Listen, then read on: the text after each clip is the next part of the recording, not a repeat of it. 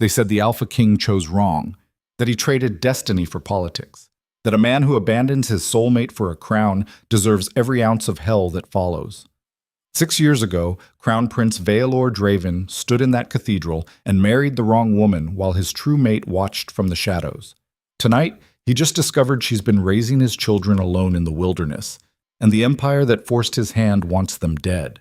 This is the story of a king who lost everything and a healer who learned to survive without him. Stay until the end to see what happens when fate stops asking permission and starts demanding payment. Drop a like and comment your city if you believe some betrayals can never be forgiven. The storm hit the Obsidian Dominion 3 hours before dawn, which meant Vaelor Draven was already awake when the intelligence report arrived.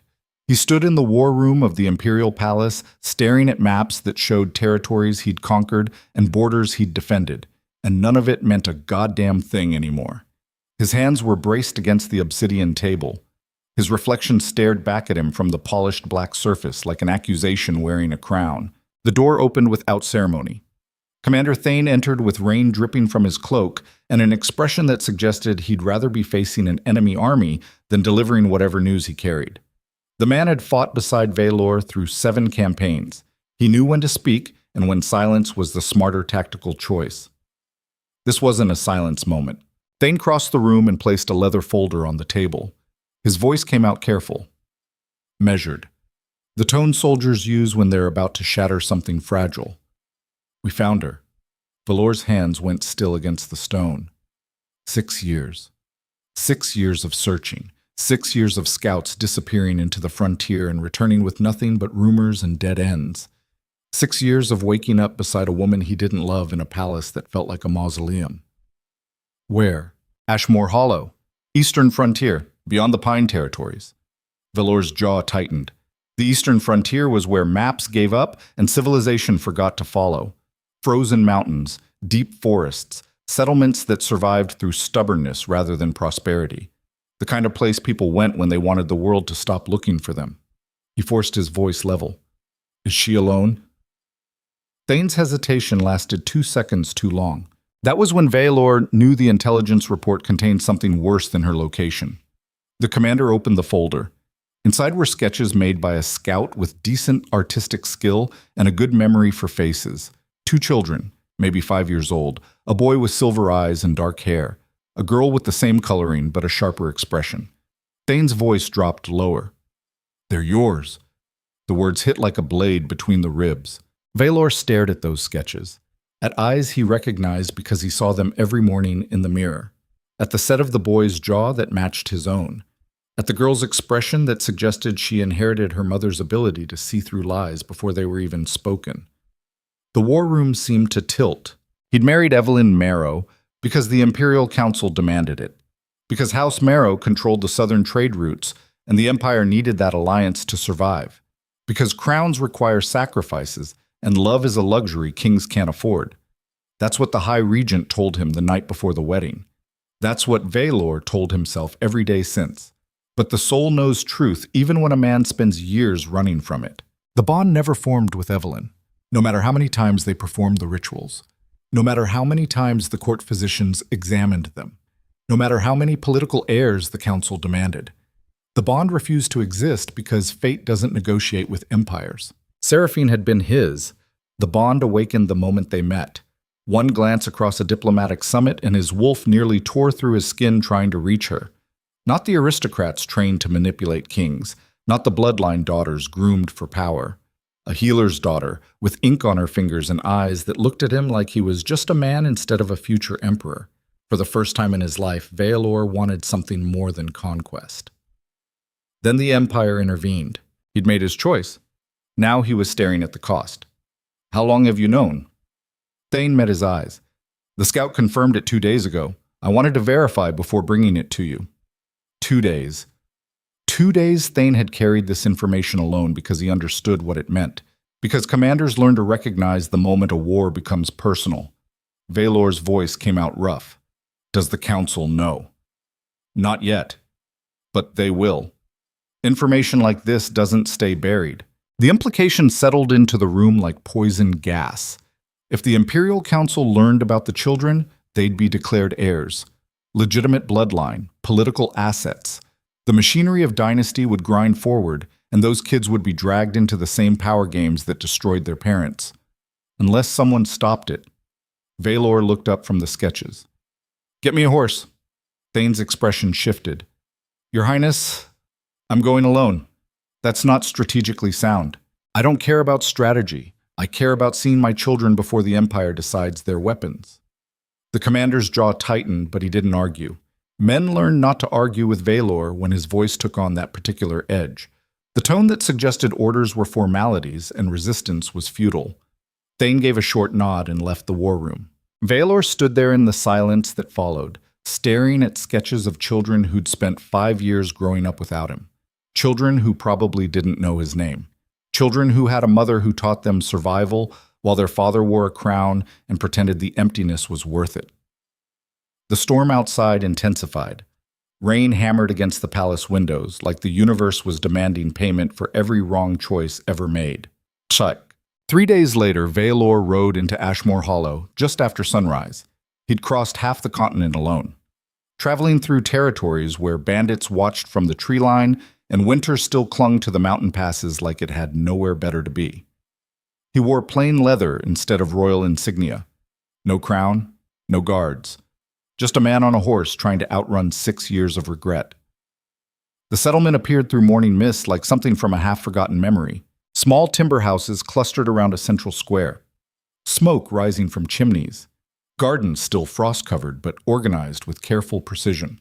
The kind of place where people survived through cooperation rather than conquest. It looked nothing like the imperial capital. It looked like peace. Vaelor dismounted near the tree line, keeping to the shadows. His instincts were screaming at him, not danger, something worse. The feeling a man gets when he's about to see proof of everything he destroyed through his own choices. Then he saw her. Seraphine stood in a garden behind one of the larger houses. She wore simple brown wool. Her dark hair was tied back. Her hands were dirty from working the soil. She looked older than he remembered. Harder. Like survival had filed away everything soft and left only the essential parts. But she was still beautiful. Still the woman whose absence had carved a hole through his chest that 6 years couldn't fill. 2 children were with her. The boy was climbing a tree with the kind of reckless confidence that suggested he'd never been told trees were dangerous. The girl sat on the garden wall watching her brother with an expression that combined affection and judgment in equal measure. Vaelor's breath stopped. Those were his children. Not sketches. Not intelligence reports. Real. Alive. Speaking to their mother in voices he'd never heard. The boy laughed at something. The sound carried across the morning air like music from a life Vaelor would never touch. Seraphine looked up suddenly, her eyes locked onto his position in the tree line. For 3 seconds, neither of them moved. Then she said something to the children and started walking toward him. Her pace was deliberate, unhurried. The walk of someone who'd expected this moment and had already decided how it would unfold. Vaelor stepped out of the shadows. They met in the space between the garden and the forest. Close enough to speak, far enough that the children couldn't hear. Seraphine stopped 3 feet away. Her expression was unreadable, not angry, not welcoming, just present, like she was observing an interesting problem that required careful assessment. When she finally spoke, her voice was quiet, controlled, the tone of someone who'd learned to keep their emotions locked behind bulletproof glass. "You found us." It wasn't a question. Vaelor's throat felt tight. "I've been looking for 6 years. I know. I made sure you wouldn't find me for at least 5. The words landed like a slap. He deserved that. He deserved worse. Seraphine crossed her arms. Her eyes flicked to the palace insignia ring he'd forgotten to remove from his finger. "Still wearing the crown, I see. Not by choice. That's a lie. You chose the crown the moment you married her." The accusation cut clean through him. He wanted to explain. To tell her about the political pressure, the demands of the Imperial Council, the impossible position he'd been in. But every excuse died on his tongue because they all sounded like exactly what they were. Rationalizations. She continued before he could respond. Her voice stayed level, but something burned underneath it. Something that suggested wounds still bleeding 6 years later. "I wore the dress. Did you know that?" I wore the wedding dress they made for me, and I stood in the gallery and I watched you marry my sister while every noble in the empire pretended not to notice I existed. I watched the bonding ritual fail because even magic knows you're a coward. Vaelor's hands curled into fists, not from anger, from shame. Seraphine took a step closer. Her eyes were hard as steel now. You want to know the worst part? I didn't cry. I didn't scream. I just stood there and I thought, this is the man fate chose for me. This is the man whose children I'm supposed to bear. This is the alpha who's supposed to protect me, and he can't even look me in the eye while he destroys us both. I looked for you afterward. I searched. You searched too late. I was already gone. Where did you go? Anywhere you weren't. The silence that followed was brutal. Behind her, the children's voices drifted across the garden. The boy was asking his sister something about arithmetic. The girl was explaining patiently, siblings navigating their small world with the ease of children who felt safe. Vaelor forced the words out. They're mine. Seraphine's expression didn't change. Yes. Why didn't you tell me? Because you chose an empire over me. I wasn't going to let you choose it over them too. That hit harder than any accusation so far. He stared at this woman who'd survived abandonment and built a life from nothing, who'd raised his children alone, who'd clearly decided he didn't deserve the title of father just because biology said otherwise. Vaelor's voice came out rough. I need to know them.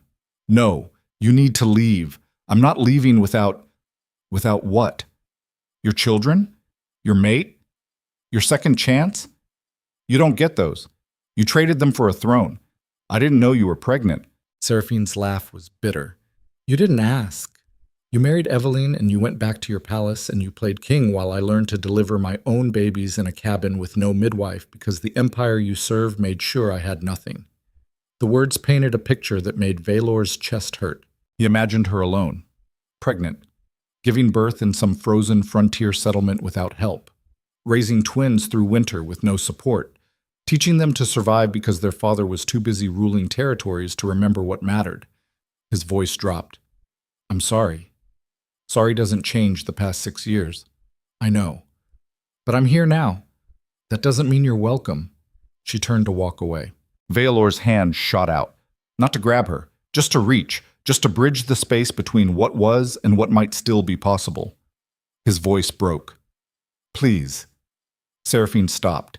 She didn't turn around, but her shoulders tensed. When she spoke, her voice carried exhaustion underneath the anger. Exhaustion that came from 6 years of survival without support. There's a bench beside my herb garden. You can sit there. You don't speak to the children unless I say so. You don't come inside my house. You don't touch anything. You just sit there and you think about every choice that brought you to this moment. When I decide you've thought enough, maybe we'll talk again. That was it. No negotiation, no compromise. Just a wooden bench and permission to exist at the edge of her world. For a crown prince who commanded armies, it was humiliating. For a man who'd destroyed everything worth having, it was mercy. Vaelor nodded. Seraphine finally looked back at him. Her eyes held something complex. Not forgiveness, but maybe the first molecule of understanding that someday, years from now, forgiveness might be possible. She walked back toward the house. The children looked up when she returned. The boy asked a question. Seraphine said something that made him laugh. They went back to their morning like the entire foundation of their world hadn't just shifted. Vaelor stood there alone. Then he walked to the bench she'd indicated and sat down. From that position, he could see the garden, the house, the children playing, a life that existed perfectly without him. The storm clouds were gathering again, but this time Vaelor didn't move. He just sat there and let the rain come. The next 3 days were the longest of Vaelor's life. Not because they were difficult, because they were ordinary. Because watching normal life unfold from the outside was more painful than any battlefield injury. He sat on that bench. He watched Seraphine teach the children mathematics using stones from the garden. He watched her prepare meals while they set the table. He watched them read together in the evening while lamplight turned the windows gold. He watched a family exist. And he understood with brutal clarity what he'd sacrificed. The boy was named Kael. He had Vaelor's recklessness and none of his discipline, the kind of child who asked impossible questions and climbed things specifically because adults said not to. fearless in the way that suggested he'd never learned the world could hurt him. The girl was Lyanna. She had Seraphine's observation skills and Vaelor's intensity. She watched everything, remembered everything, built judgments based on what people did instead of what they said. Both children knew he existed. Neither spoke to him. On the third day, Lyanna started building stone circles. She'd gather rocks from around the garden and arrange them in careful patterns. Small circles inside larger circles. Borders within borders, each one more complex than the last. Vaelor watched her work for an hour before he understood what she was doing. She was testing him. Each circle was a perimeter. Each stone was a decision about whether he belonged inside or outside her trust. Political warfare distilled to its purest form by a 5-year-old who'd never been taught what politics were. When she finished, there were 7 circles. Vaelor sat outside all of them. On the 4th morning, Kael approached him. The boy walked across the garden with his hands in his pockets and an expression that suggested he'd been debating this conversation for days. He stopped 5 feet from the bench. His voice was direct, blunt, the way children speak before the world teaches them to hide truth behind manners. "Mother says you're our father." Vaelor's heart stopped. "Yes. Why don't you live with us?" The question cut straight through every defense he'd ever built. "Because I made choices that hurt your mother." "What choices?" Vaelor looked at this boy, this small human who deserved honesty instead of the political answers he'd spent 6 years hiding behind. "I chose power over her. I thought being a king mattered more than being a good man." Kael considered that. His silver eyes were unnervingly direct. "That was stupid." "Yes, it was." "Are you still stupid?" "I'm trying not to be." The boy nodded slowly, like he was filing that information away for later assessment. Then he turned and walked back toward the house without another word. Lyanna watched the entire exchange from her position on the garden wall. When Kael passed her, she added another stone to one of her circles. Vaelor had moved one perimeter closer. That night, Seraphine finally spoke to him again. She came outside after the children were asleep. She brought 2 cups of tea and handed him one without ceremony. Then she sat on the opposite end of the bench with careful distance between them. For a long time, neither spoke. Stars appeared overhead. The forest beyond the settlement whispered with wind. Somewhere in the distance, wolves were calling to each other. Pack communication, the sound of family. Seraphine broke the silence first. Her voice was quiet, tired. "They ask about you sometimes. Kael more than Lyanna.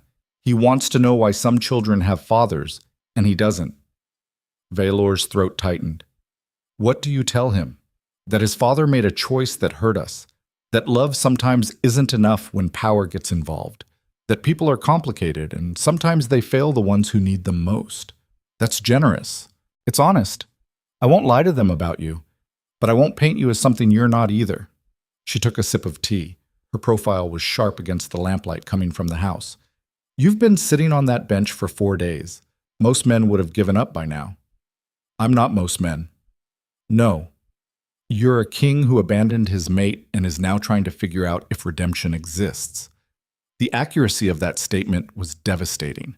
Vaelor stared at the tea in his hands. "Does it exist?" Seraphine was quiet for a long moment. "I don't know yet.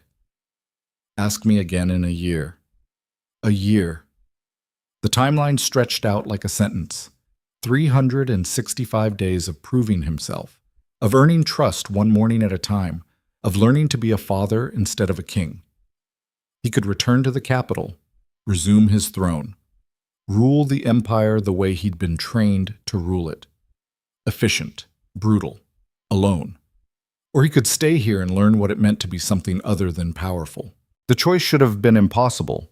But sitting on that bench, watching lamplight glow through windows that held his children, Vaelor realized the choice had already been made. He'd spent 6 years ruling an empire that obeyed him. He'd spent 4 days watching a family that didn't need him. One of those things mattered. "I'll stay." Seraphine looked at him. Really looked. Like she was searching for proof that this wasn't another political maneuver. That the man sitting beside her was actually capable of change. Whatever she saw must have been enough because she gave a small nod. "You'll work for your place here. The villagers need help preparing for winter. Roofs need repair. Firewood needs cutting. You'll do the work everyone else does. I understand. And you'll do it without mentioning your title. Nobody here cares that you're a king. They care whether you carry your weight. He met her eyes. I'm not here as a king. Then what are you here as? A man trying to learn how to be a father. Seraphine studied him for another moment. Then she stood and collected the empty cups. The bench is yours for now. Prove you deserve better. She walked back into the house. Vaelor sat there in the darkness. Tomorrow he'd start repairing roofs, learning names, carrying water, becoming useful instead of important. Tonight he'd sit with the weight of what he'd lost and the possibility of what he might still earn. The stars overhead didn't care about his choices. The forest didn't care about his regrets. Only the lamplight in that window mattered, and for the first time in 6 years, that felt like enough. Myrtam. But in the imperial palace, 300 miles away, the High Regent was reading the same intelligence report Commander Thane had tried to bury, and the Empire was already preparing to claim what it believed it owned. The children, the bloodline, the future. Winter came to Ashmore Hollow like a debt collector who'd waited long enough. Vaelor spent his first week repairing roofs with men who didn't know he was a king and wouldn't have cared if they did. The settlement operated on a simple philosophy. You work or you starve. Titles meant nothing when the frost came through broken shingles and children needed warm places to sleep. He learned their names. Marcus ran the timber mill and had opinions about everything. Old Garrett knew more about surviving frontier winters than any military strategist knew about warfare. Young Thomas asked too many questions and dropped half the nails he was supposed to be hammering. They treated Vaelor like any other man who showed up needing work, which meant they gave him the hardest jobs and watched to see if he'd quit. He didn't quit. His hands blistered, his shoulders burned, his back screamed at him every morning when he rolled off the bench that served as his bed. 6 years of ruling from a throne had made him soft in ways he hadn't realized. Power insulates men from the physical cost of survival, but there was something clarifying about pain that came from actual work instead of political warfare. Every hammer strike was honest. Every board placed correctly mattered. Every roof sealed meant a family stayed warm. Cause and effect with no layers of bureaucracy in between. He started understanding why Seraphine chose this life. Out here, people survived through cooperation instead of domination. They shared resources because hoarding got everyone killed when winter hit hard. They solved problems together because individual strength wasn't enough against nature's indifference.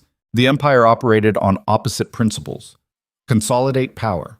Eliminate weakness. Rule through fear because loyalty was unreliable.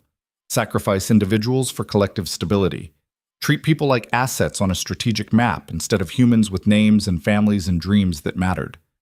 Vaelor had spent 28 years learning those lessons. Now he was unlearning them one roof at a time. On the 8th day, Kyle started following him. The boy would appear at the work sites with his hands in his pockets and that direct stare that suggested he was cataloging everything. He didn't speak much, just watched, learning how adults navigated the world through observation instead of instruction. Vaelor tried not to acknowledge him at first. Seraphine's rules were clear. No contact unless she approved. But ignoring a child who shared your face was harder than ignoring entire political factions. Finally, while Vaelor was carrying lumber across the settlement square, Kyle spoke. You're strong. It wasn't a compliment, just an observation, clinical, the way scientists note data. Vaelor set down the lumber. Thank you. Mother says you're a king. I am. Kings don't carry wood. This one does. Kyle processed that. His expression suggested he was rebuilding his entire understanding of what authority meant. In his world, adults had specific roles. Mothers healed people. Blacksmiths made tools. Teachers taught lessons. Kings apparently carried lumber and hammered nails beside everyone else. The concept was breaking something fundamental in his understanding of hierarchy. Why? Vaelor crouched down to eye level. Because being strong doesn't mean making other people do the work. It means being strong enough to do the work yourself. That's not what the stories say. Kings sit on thrones and give orders. Stories lie sometimes. The boy's eyes narrowed. You're teaching me something. Yes. Why? Because you're my son. The words hung in the cold air between them. Kale stared at him for a long moment. Something shifted in his expression. Not acceptance, not trust, just the first acknowledgement that this stranger might actually be connected to him in ways that mattered. Then the boy turned and ran back toward the house before Vaelor could say anything else. That night, Lyanna added 3 more stones to her circles. He'd moved closer to the center. 2 weeks into his exile from the throne, Evelyn Marrow arrived in Ashmore Hollow. She came alone, which was either brave or foolish depending on how you measured political risk. No guards, no retinue. Just the woman he'd married standing at the edge of the settlement wearing black travel clothes and an expression that suggested she hadn't slept in days. Vaelor saw her from across the square where he was helping Marcus split firewood. His entire body went rigid. Evelyn represented everything he'd been trying to escape. The political marriage, the loveless union, the 6 years of pretending a bond existed when both of them knew the truth. She was a good woman trapped in the same cage he'd been trapped in. They'd been allies in survival rather than partners in anything real. But her presence here meant the capital knew where he was, which meant the Empire knew about the children. Marcus noticed his distraction. "You know her?" Vaelor's voice came out flat. "My wife." The older man's eyebrows rose, but he didn't comment. Frontier people understood that everyone arrived in the wilderness running from something. Complicated pasts were common currency. You should probably talk to her then. Yes. Vaelor set down the axe and walked toward Evelyn with the slow deliberation of a man approaching a battlefield he'd hoped to avoid. They met near the tree line, away from the settlement center, away from eyes that might report back to Seraphine. Evelyn spoke first. Her voice was tired, resigned, the tone of someone who'd already accepted defeat before the fight began. "The High Regent knows." Vaelor's jaw tightened.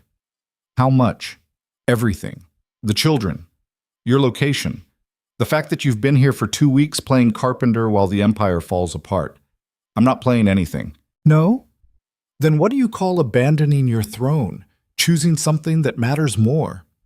Evelyn laughed. The sound was bitter, broken. 6 years of shared misery compressed into one exhale. "You chose me once. Remember? You stood in that cathedral and you made vows and you condemned both of us to a marriage that was dead before it started.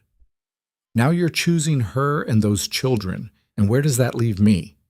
The question hit harder than it should have.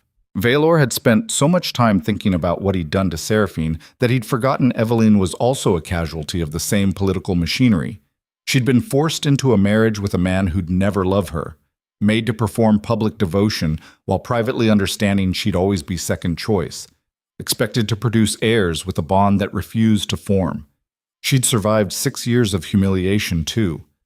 His voice came out quieter. "I'm sorry. Sorry doesn't fix this. Sorry doesn't give me back the years I spent pretending. Sorry doesn't change the fact that I knew every single day that you wished I was someone else. You deserve better than what I gave you. Everyone deserved better than what we got. But that doesn't matter now. The High Regent is coming.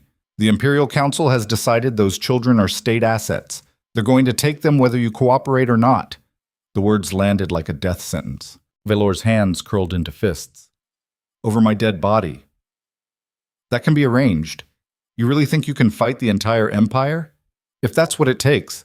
Evelyn stared at him, really stared, like she was seeing him clearly for the first time in 6 years. "You love her. Actually love her." "Yes. And the children. More than anything." Something in her expression cracked. Not anger. Something worse. Grief mixed with acceptance. The look people get when they finally stop fighting reality and just let the truth crush them. Then you need to understand something. The Empire doesn't care about love. It cares about bloodlines and succession and maintaining power. Those children represent the future of House Draven. The Council will use them as political tools whether you're alive to see it or not. Not if I take them somewhere the Council can't reach. There is nowhere the Council can't reach. You know that. Then I'll break the Council. You can't break an institution that's existed for 300 years. Watch me. The conviction in his voice stopped her. Evelyn studied him with something like fascination, like she was witnessing a man transform into something she'd never seen before. Not a king, not a politician, something more dangerous. A father, willing to destroy everything to protect what mattered. She spoke slowly. If you do this, there's no coming back. You'll be declaring war on your own empire. I declared war the moment I chose to stay here. The silence between them stretched tight. Finally, Evelyn nodded. It wasn't agreement. It was acknowledgement. The kind soldiers give each other before a battle they both know will be brutal. I'll tell the High Regent I couldn't find you. That will buy you maybe 3 days before they send actual forces.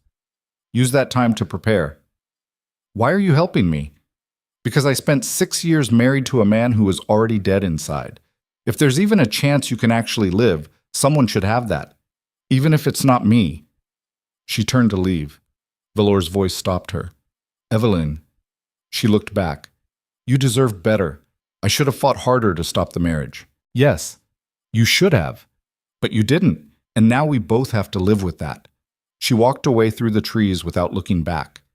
Vaelor stood there watching her disappear into the forest. Another casualty of the same war. Another person damaged by the Empire's machinery. The count of collateral damage kept rising. Behind him, the settlement continued its daily rhythm. Children playing, adults working. Life moving forward because survival required momentum. But Vaelor understood something now with brutal clarity.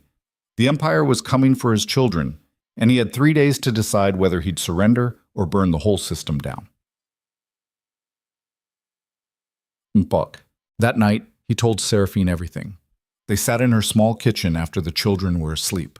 Lamplight cast shadows across wooden walls. Outside, wind rattled the shutters. Winter pressing closer. Seraphine listened without interruption while Vaelor explained about Evelyn's warning, about the High Regent knowing, about the Council's intention to claim the children as state property. When he finished, silence filled the kitchen like smoke. Seraphine's hands were flat on the table, her knuckles white, her expression carefully neutral in the way that meant she was fighting to maintain control. When she finally spoke, her voice was ice.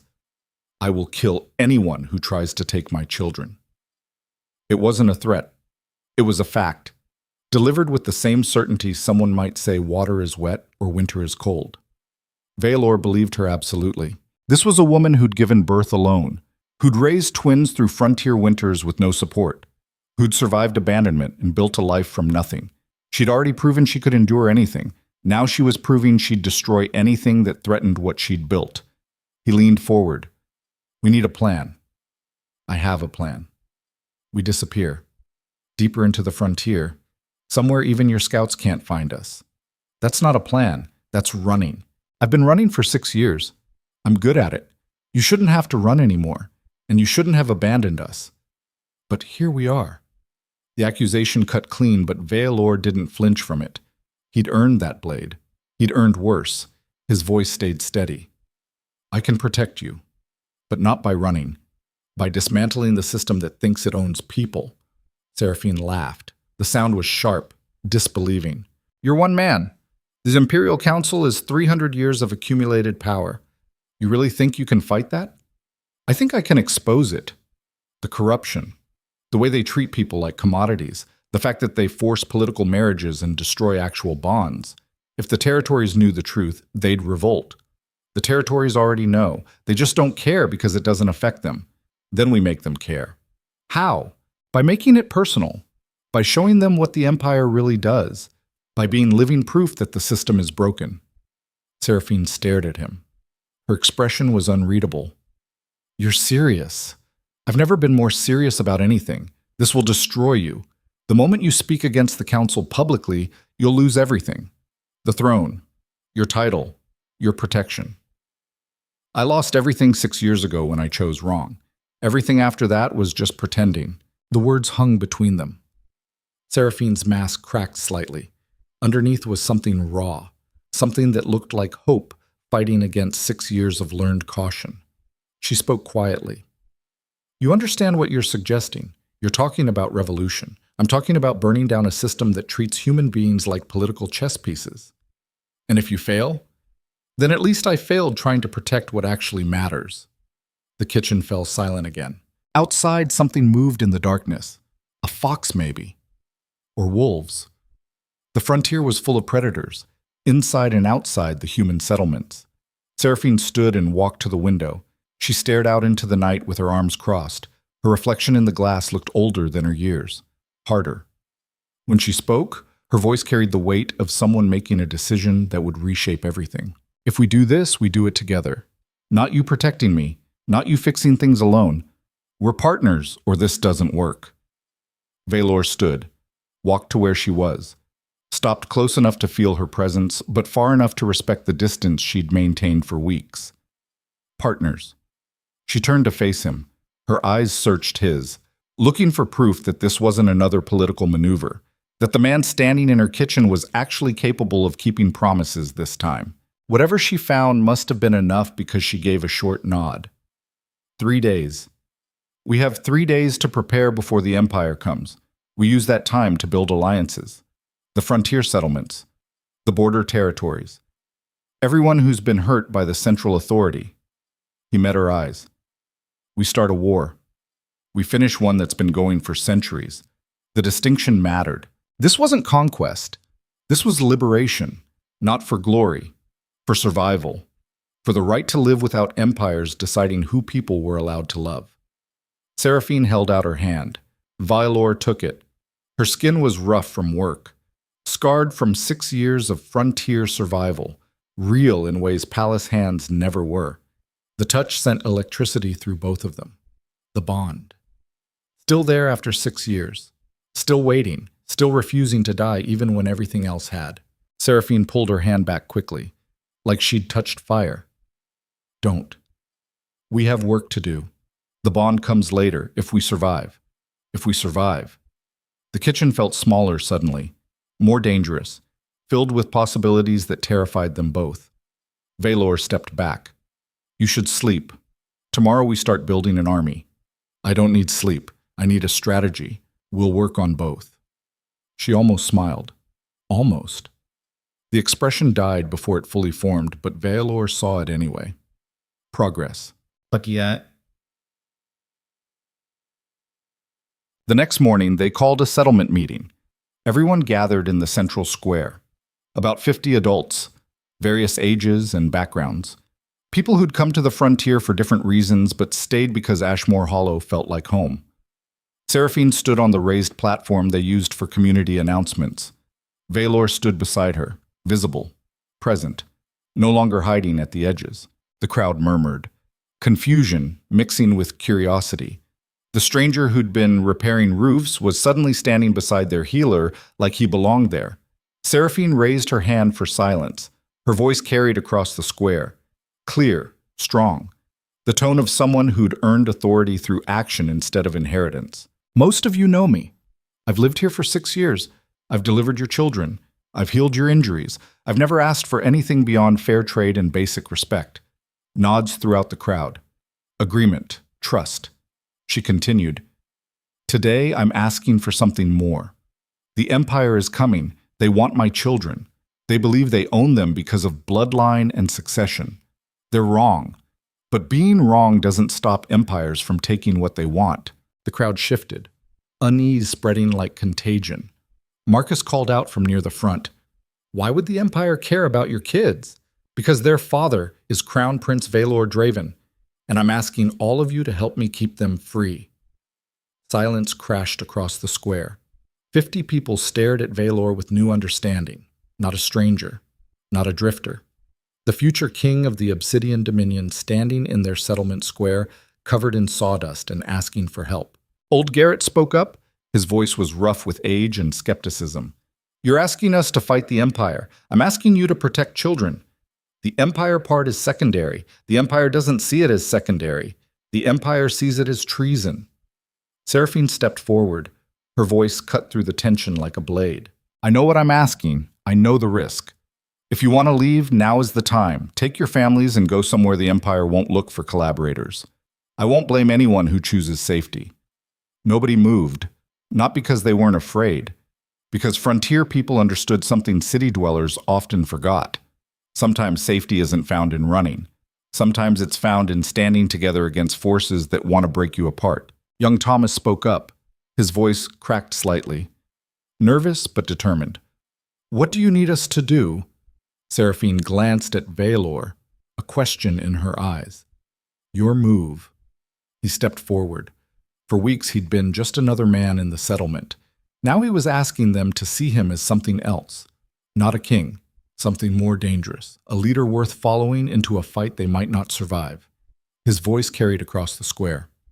Raw, honest, no political polish. The Empire operates on fear and control.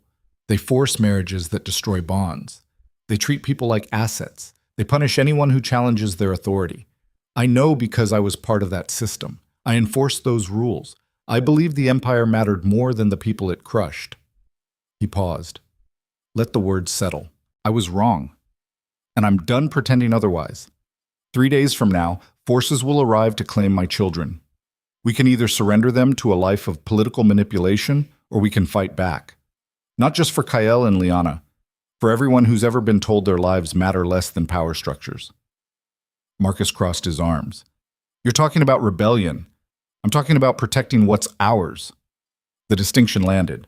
This wasn't abstract political theory. This was concrete, personal. Children who'd learned to count stones in this settlement square. A healer who'd saved their families. A future that belonged to them instead of distant nobles who'd never set foot in their territory. Old Garrett stepped forward. His weathered face was unreadable. The Empire has armies. What do we have? Each other. And the advantage of fighting for something real instead of someone else's ambition. That's not much. It's enough. It has to be. The old man studied Vaelor for a long moment. Testing, measuring, trying to determine if this prince was actually worth following or if this was just another aristocrat treating common people like disposable resources. Finally, Garrett nodded. I've survived 40 winters in this territory. I'm too old to run from one more fight. My axe is yours. The declaration rippled through the crowd. One by one, people stepped forward, pledging tools as weapons, promising to stand together, committing to a battle they weren't trained for against forces that outnumbered them. Not because they believed in victory, because they believed some things were worth fighting for even when the odds were brutal. Seraphine watched the settlement unify with something like wonder in her eyes. She'd lived here for 6 years, but she'd always maintained distance, professional boundaries. The healer who helped people but never fully joined them. Now she was their leader. Now they were her army. The meeting lasted another hour. They planned defenses, discussed evacuation routes for families who wanted to leave, identified choke points in the surrounding territory, turned survival skills into military strategy. When it ended, Vaelor and Seraphine stood alone in the square. The afternoon sun was setting, shadows stretching long across the settlement. 3 days until the Empire arrived. 3 days to prepare for a fight that would either free them or destroy them. Seraphine spoke without looking at him. You did well. They trust you. They trust you. I'm just the complication they're willing to tolerate. Don't diminish what just happened. You gave them something to believe in. I gave them a target. Same thing sometimes. She finally turned to face him. Her expression was complex, anger mixed with something softer. The first acknowledgement that maybe, possibly, the man standing beside her was actually different from the prince who'd abandoned her 6 years ago. We might die. Vaelor held her gaze. Probably. The children might lose both parents. We'll make sure they don't. We'll fight smart. We'll win. You don't know that. No. But I know I'd rather die protecting them than live watching them become what the Empire wanted me to be. The conviction in his voice was absolute. Seraphine studied him for another moment. Then she did something unexpected. She reached out and touched his face. Just briefly. Just her fingers against his jaw. A moment of connection that carried 6 years of grief and anger and the first molecule of forgiveness trying to take root in scorched earth. Then she pulled away. Don't make me regret trusting you. I won't. You already did once, I know. But that man died 6 years ago. The one standing here now is different. Prove it. She walked toward the house where their children were waiting. Vaelor stood alone in the empty square as night fell. Somewhere in the distance, wolves were howling. Pack communication. The sound of family protecting family. In 3 days, the Empire would come, and Vaelor would finally learn whether redemption was something earned through blood or if some betrayals were permanent. The storm was coming. This time, he wouldn't hide from it. But in the Imperial Palace, the High Regent was already mobilizing forces, not just soldiers, executioners, because the Empire had decided that Crown Prince Vaelor Draven was no longer a political asset. He was a threat that needed to be eliminated along with everyone who'd chosen to stand beside him. And Eveline Marrow, who'd tried to buy him time, was already locked in a cell for treason. The council had made its move. Now blood would decide who survived. The first sign something was wrong came at dawn on the second day. Vaelor was helping reinforce the eastern perimeter when he noticed smoke rising from the direction of the main road. Not cooking smoke, not hearth fires. The thick black column that came from burning supplies or sabotaged defenses. He dropped the timber he'd been carrying and ran.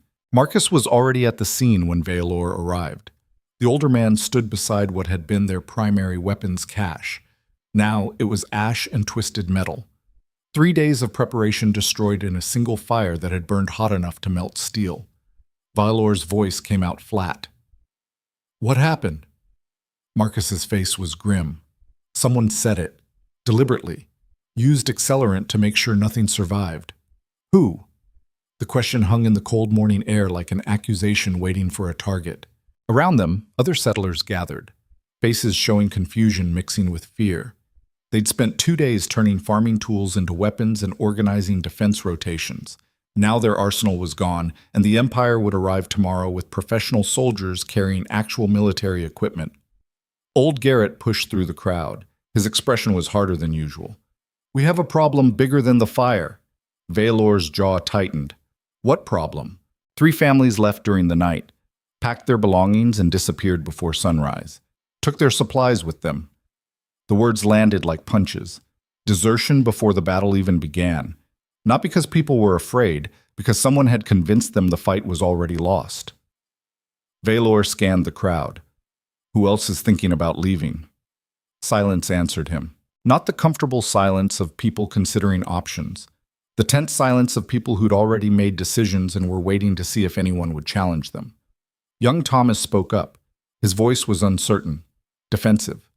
"My sister has 2 children. She's not a fighter. Is it really fair to expect her to stay and die for this?" "Nobody's expecting anyone to die. We're expecting people to stand together. Against the Empire? That's suicide. It's survival. The Empire doesn't stop with my children. They'll keep taking and taking until there's nothing left that belongs to you." Thomas shook his head. "That's easy to say when you're a prince who can always go back to his palace. We're the ones who'll face consequences when this is over."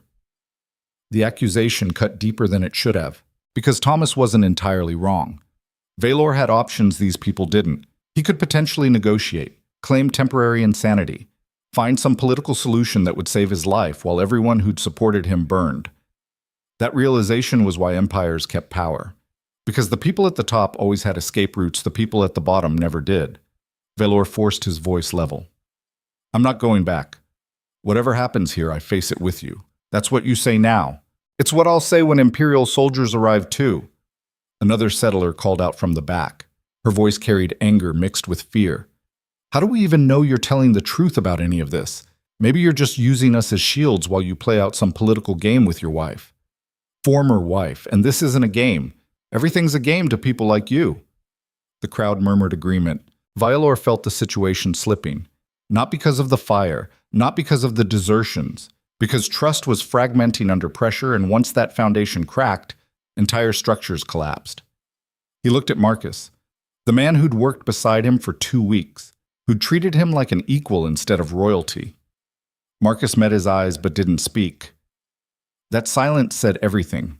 Even the strongest allies were reconsidering their commitments. Seraphine appeared at the edge of the crowd. She'd been inside with the children. Now she stood there taking in the burned cash and the fractured unity and the settlers who were actively debating whether supporting her had been a catastrophic mistake. Her voice cut through the murmuring like a knife through silk. "Get out!" The crowd went silent. She walked forward, not toward Vaelor, toward the settlers who'd been questioning their commitment. Her expression was ice. Fury compressed into perfect control. "If you're thinking about leaving, go now. Pack your things, take your families. Run somewhere you think the Empire won't find you. Pray they forget you existed here. Pray they don't decide collaborators need to be made examples of regardless of whether you stayed to fight." A woman near the front spoke up, voice defensive. We have children to protect. So do I. But I'm not running. You're the reason the Empire is coming in the first place. Yes, I am. Because I refuse to let them own me. Because I chose freedom over safety. Because I built a life here that mattered. If that bothers you, leave. But don't pretend you're choosing wisdom. You're choosing fear. And fear always loses in the end. The words landed hard. Seraphine turned to address the entire crowd. Her voice stayed level, but something burned underneath it. Something that suggested she'd survived too much to tolerate cowardice from people who'd lived comfortable lives while she raised children alone in the wilderness. I'm not asking anyone to die for my children. I'm asking you to fight for the principle that empires don't get to decide who you love or who your children become. That matters whether my kids survive or not. If you don't understand that, you've already lost something more important than this battle. She walked away before anyone could respond. The crowd stood there processing her words. Some faces showed shame. Others showed stubborn justification. A few showed the kind of calculation that suggested they were already planning their exit strategies. Vaelor watched it all with the sick understanding that he'd brought this disaster to people who'd been surviving just fine before he arrived. Power destroyed everything it touched. Even when you thought you'd left it behind. Marcus finally spoke. Voice quiet. Tired. We'll rebuild what we can. But you need to understand something. Half these people are staying because of her, not you. You're still the complication we're tolerating. Don't forget that. I won't. The older man nodded and walked away to start organizing salvage efforts. Vaelor stood alone beside the burned weapons cache while the settlement fractured around him. 2 days of preparation destroyed by one fire and a few whispered doubts. Tomorrow, the Empire would arrive, and they were weaker than they'd been yesterday. That afternoon, Vaelor found Seraphine in her workroom. She was grinding herbs with methodical precision, the kind of focus that suggested she was using physical work to avoid thinking about larger problems. Her hands moved in practiced patterns, mortar and pestle creating rhythms that had nothing to do with healing and everything to do with maintaining control. He stood in the doorway, not entering, not retreating, just present. Seraphine didn't look up. Come to apologize for destroying my life again? That's not fair. Fair? You think I care about fair? I spent 6 years building something stable. Now it's falling apart because you showed up and reminded the Empire I exist. I didn't tell them where you were. Doesn't matter. They found me anyway. Because men like you always bring chaos whether you intend to or not. The grinding continued, steady, relentless. Vaelor stepped inside. The workroom smelled like dried lavender and something sharper. Medicine mixing with bitterness. His voice came out rough. I can leave. Take the Empire's attention with me. You and the children stay here. They're only assets if I acknowledge them publicly. Seraphine's hands stopped moving. She set down the pestle with careful precision. Then she turned to face him. Her expression was complex, anger warring with something that looked suspiciously like grief. You really think leaving solves anything? They already know about Kael and Liana. Running doesn't change that. The Empire doesn't forget bloodlines. They'll come back. Maybe not tomorrow. Maybe not next year. But eventually. And I'll be here alone again trying to protect children from forces I can't fight. Then what do you want me to do? I want you to fix this. I want you to be the man you claimed to be when you sat on that bench for 2 weeks. I want you to actually fight instead of offering to run the moment things get difficult. I'm trying to fight.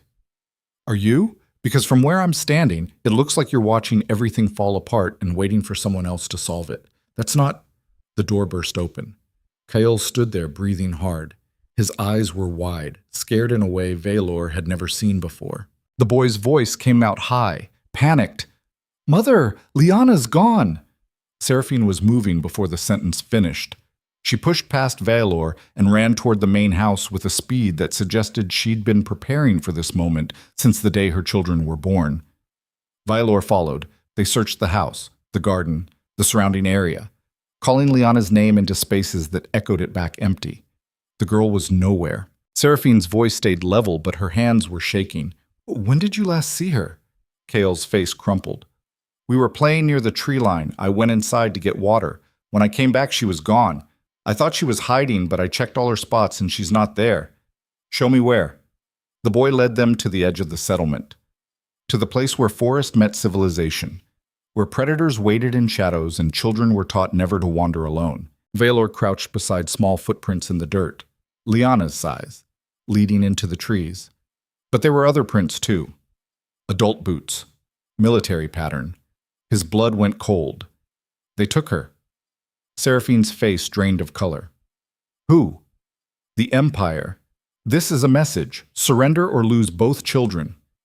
The implications crashed through both of them simultaneously. Someone had betrayed their location with enough detail that Imperial forces could infiltrate and extract a target without anyone noticing. Someone inside the settlement had sold them out for coin or promises or whatever the Empire offered traders. Vaelor stood. His voice came out deadly quiet. We need to find who gave them information. Seraphine grabbed his arm. Her grip was iron. Forget that. We need to find my daughter.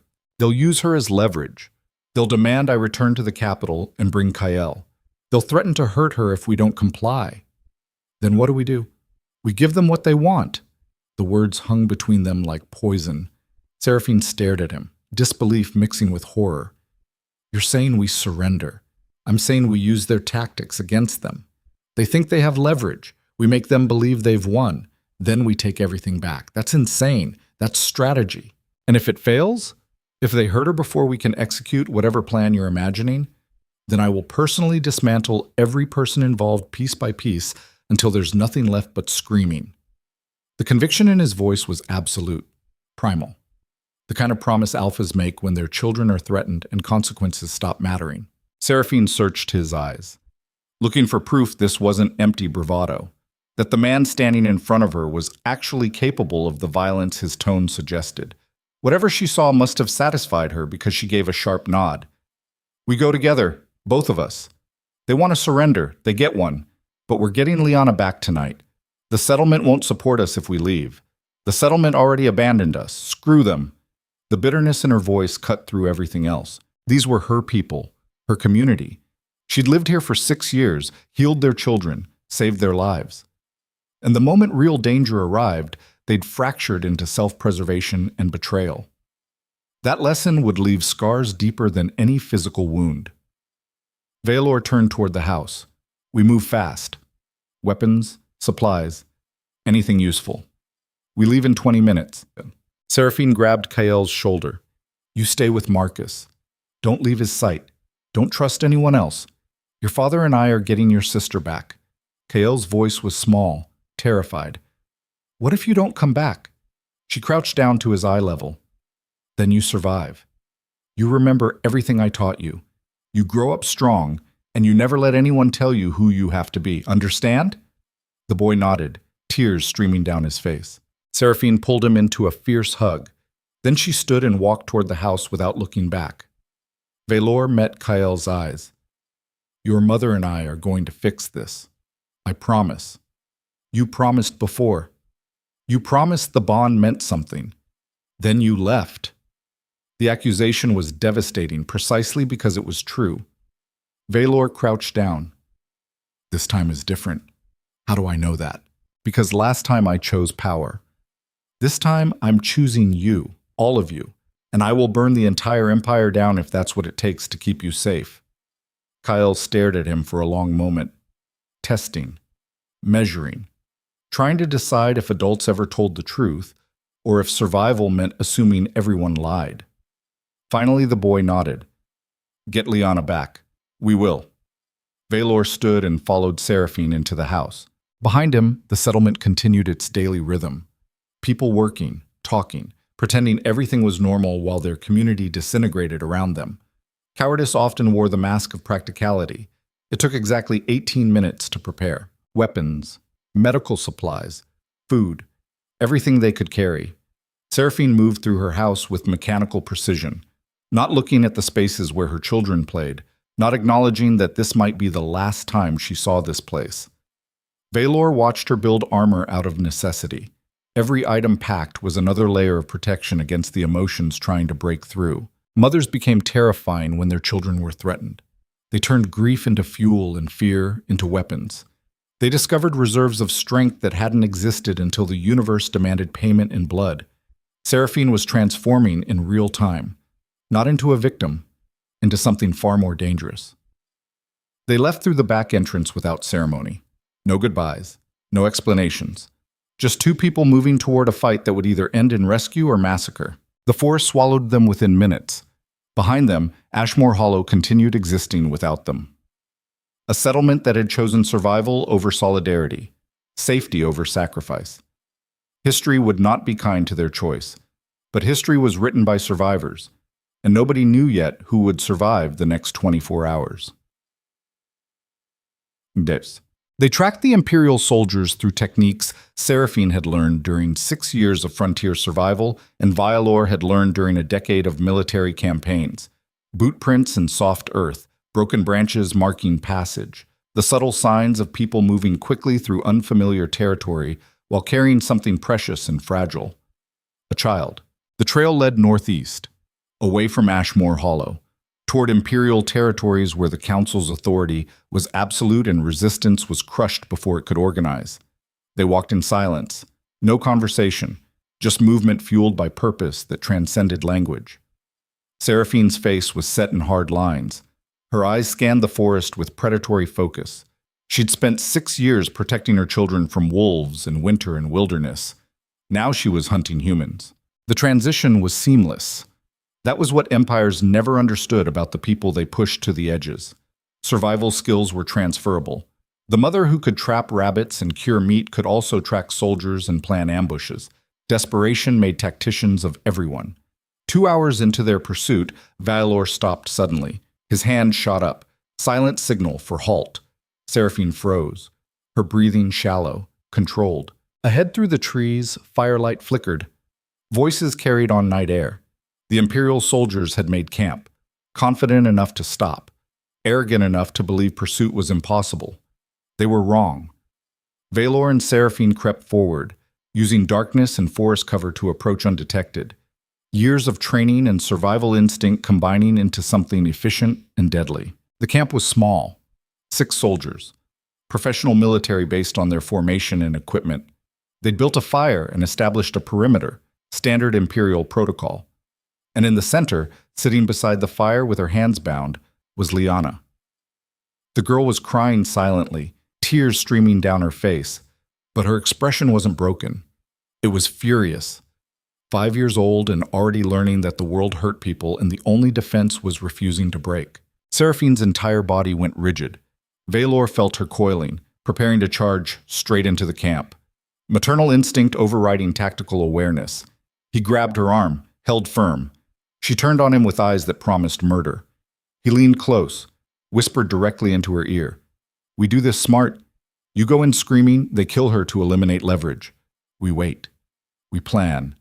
We take them apart piece by piece." The logic penetrated her rage. Slowly, Seraphine nodded. They circled the camp, looking for weaknesses, counting weapons, identifying the command structure, turning observation into strategy. One soldier stood guard. The others were eating, relaxed, believing themselves safe because the frontier settlements didn't produce warriors and the Crown Prince had abandoned his military training to play carpenter. Another mistake. Vaelor caught Seraphine's eye, gestured a sequence. She nodded, understanding. They moved. Vaelor took the guard. Silent approach, hand over mouth, blade through ribs. The man died without sound, body lowered carefully to avoid noise. One down. Seraphine circled to the opposite side.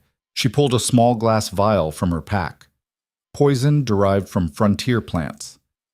Fast-acting, agonizing. She emptied it into the water supply the soldiers had set beside the fire.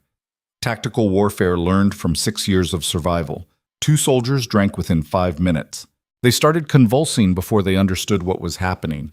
Foam at the mouth, bodies seizing, death arriving in waves of pain that prevented screaming.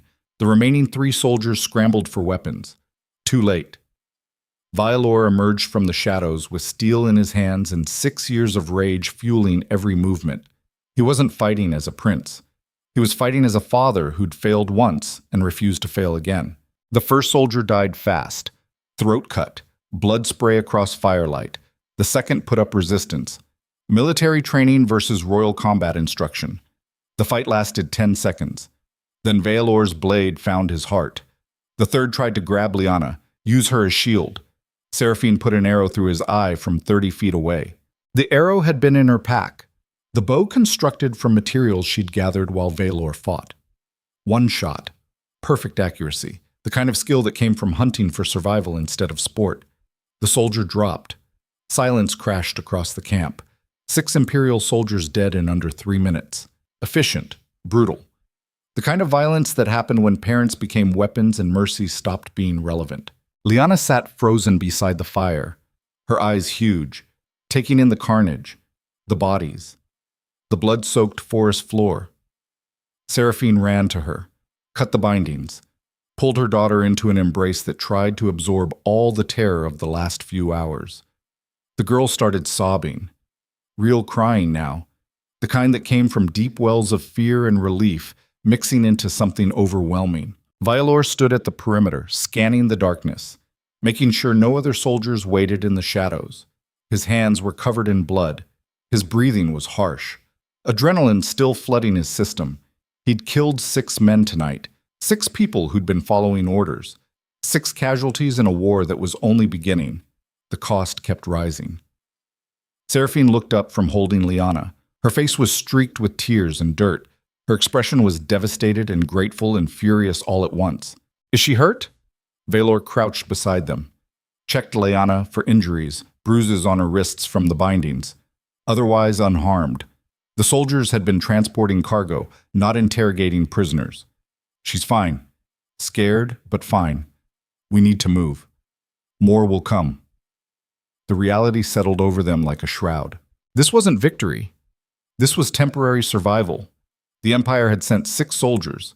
Next time they'd send 60, then 600. The machinery of power grinding forward until resistance was dust. Vaelor helped Seraphine stand. They needed to return to Ashmore Hollow, regroup, figure out the next move. But when they emerged from the forest 3 hours later, what they found destroyed any hope of regrouping. Ashmore Hollow was burning. Not accidental fire, deliberate destruction, buildings engulfed in flames, smoke rising into the night sky like a funeral pyre for trust and community. The Empire had arrived early, and someone had welcomed them in. Seraphine's voice came out hollow. "Kael." They ran, through smoke and chaos, past burning buildings, toward the center of the settlement where people should have been fighting or fleeing. Instead, they found surrender. The settlers stood in the square with their hands raised. Imperial soldiers surrounded them. Professional formation, overwhelming force, the kind of military presence that made resistance feel like suicide. And at the front of the Imperial formation stood Commander Thane, Vaelor's most trusted ally, the man who'd brought him the intelligence about Seraphine's location, the man who'd apparently been reporting to the High Regent the entire time. Thane's expression showed something like regret, but his voice was steady, professional. "Your Highness, you've made this very difficult for everyone." The words landed like physical blows. Betrayed, not by strangers, by the one person Vaelor had believed was loyal. Seraphine's grip on Lyanna tightened. "Where's my son?" Thane gestured toward a covered wagon. Kael sat inside, unharmed but guarded by 2 soldiers. His face showed confusion and terror. The boy was bait, collateral, insurance that his parents would comply. Vaelor's voice came out dead. "How long?" "How long what? How long have you been working for the Regent?" "Since always. You really thought a commander would risk his career following a prince into exile? I'm loyal to the Empire, not to you." The confession was delivered without apology, just stating facts. Thane continued. "The Council gave you an opportunity. Marry properly. Produce legitimate heirs, serve your purpose. You chose chaos instead. You chose her. That makes you a liability." He shifted his attention to Seraphine. "As for you, harboring Imperial bloodlines without authorization. Raising the Crown Prince's children in unsanctioned conditions. The penalty is death, but the Council is feeling generous. Surrender the children, accept execution. Your son and daughter will be raised properly in the capital." Seraphine's laugh was broken glass. "You think I'll give you my children? You don't have a choice." "I always have a choice. I can watch you burn before I let you touch them." Noble sentiment, but you're outnumbered, outmatched, and out of options. The tactical assessment was accurate. 30 Imperial soldiers, full armor, professional weapons, against two exhausted parents who just fought their way through a forest and a settlement that had already surrendered. The odds were catastrophic. Thane raised his hand. Signal for the soldiers to advance. That was when Marcus stepped forward. The older man moved from within the crowd of settlers. Slowly, deliberately. His hands were empty, but his eyes were hard. His voice carried across the square. You forget something about frontier people. We survive by adapting, and we just decided the Empire is more dangerous than the risks of standing with them. He pulled a blade from his belt. Around the square, other settlers did the same. Tools becoming weapons. Farmers becoming soldiers. Not because they believed in victory, because they'd finally understood that surrender was just slower death. Old Garrett stepped forward. His weathered face showed grim determination. You want them, you go through us first. Young Thomas joined them. Then others. One by one. The settlement that had fractured was reforming, not out of loyalty to Vaelor, out of rage at being treated like commodities. The Empire had pushed too hard. Now the frontier was pushing back. Thane's expression darkened. You're making a mistake. Marcus smiled. It wouldn't be our first. The commander gave the order. Imperial soldiers charged, and the square erupted into chaos that would reshape the entire Obsidian Dominion. Because sometimes the only way forward is through blood. And sometimes change requires burning everything down to build something better from the ashes. The square became a killing floor in the space between one heartbeat and the next. Imperial soldiers crashed into frontier settlers with the brutal efficiency of professionals meeting amateurs. Steel sang against improvised weapons. Blood sprayed across dirt that had seen festivals and market days and children playing. Now it witnessed transformation. The moment peaceful people discovered what they were capable of when survival demanded it. Marcus met the first soldier with a woodcutter's axe. The blade caught the man between neck and shoulder. Arterial spray painted the air red. The soldier's eyes went wide with shock before his body understood it was dead. He dropped hard, armor clanging against stone. Marcus didn't pause, didn't reflect, didn't process what he'd just done. Just pulled the axe free with a wet sound and turned toward the next target. That was the thing about frontier survival. It taught people to compartmentalize violence, to separate the act from the emotion, to kill efficiently because hesitation meant death, and death meant your family starved through winter. Old Garrett fought with a sledgehammer that had spent 40 years splitting timber and breaking rock. Now it demolished armor and bone with equal indifference. Each swing carried 70 years of accumulated strength, the kind of power that came from decades of manual labor. From surviving when softer men died.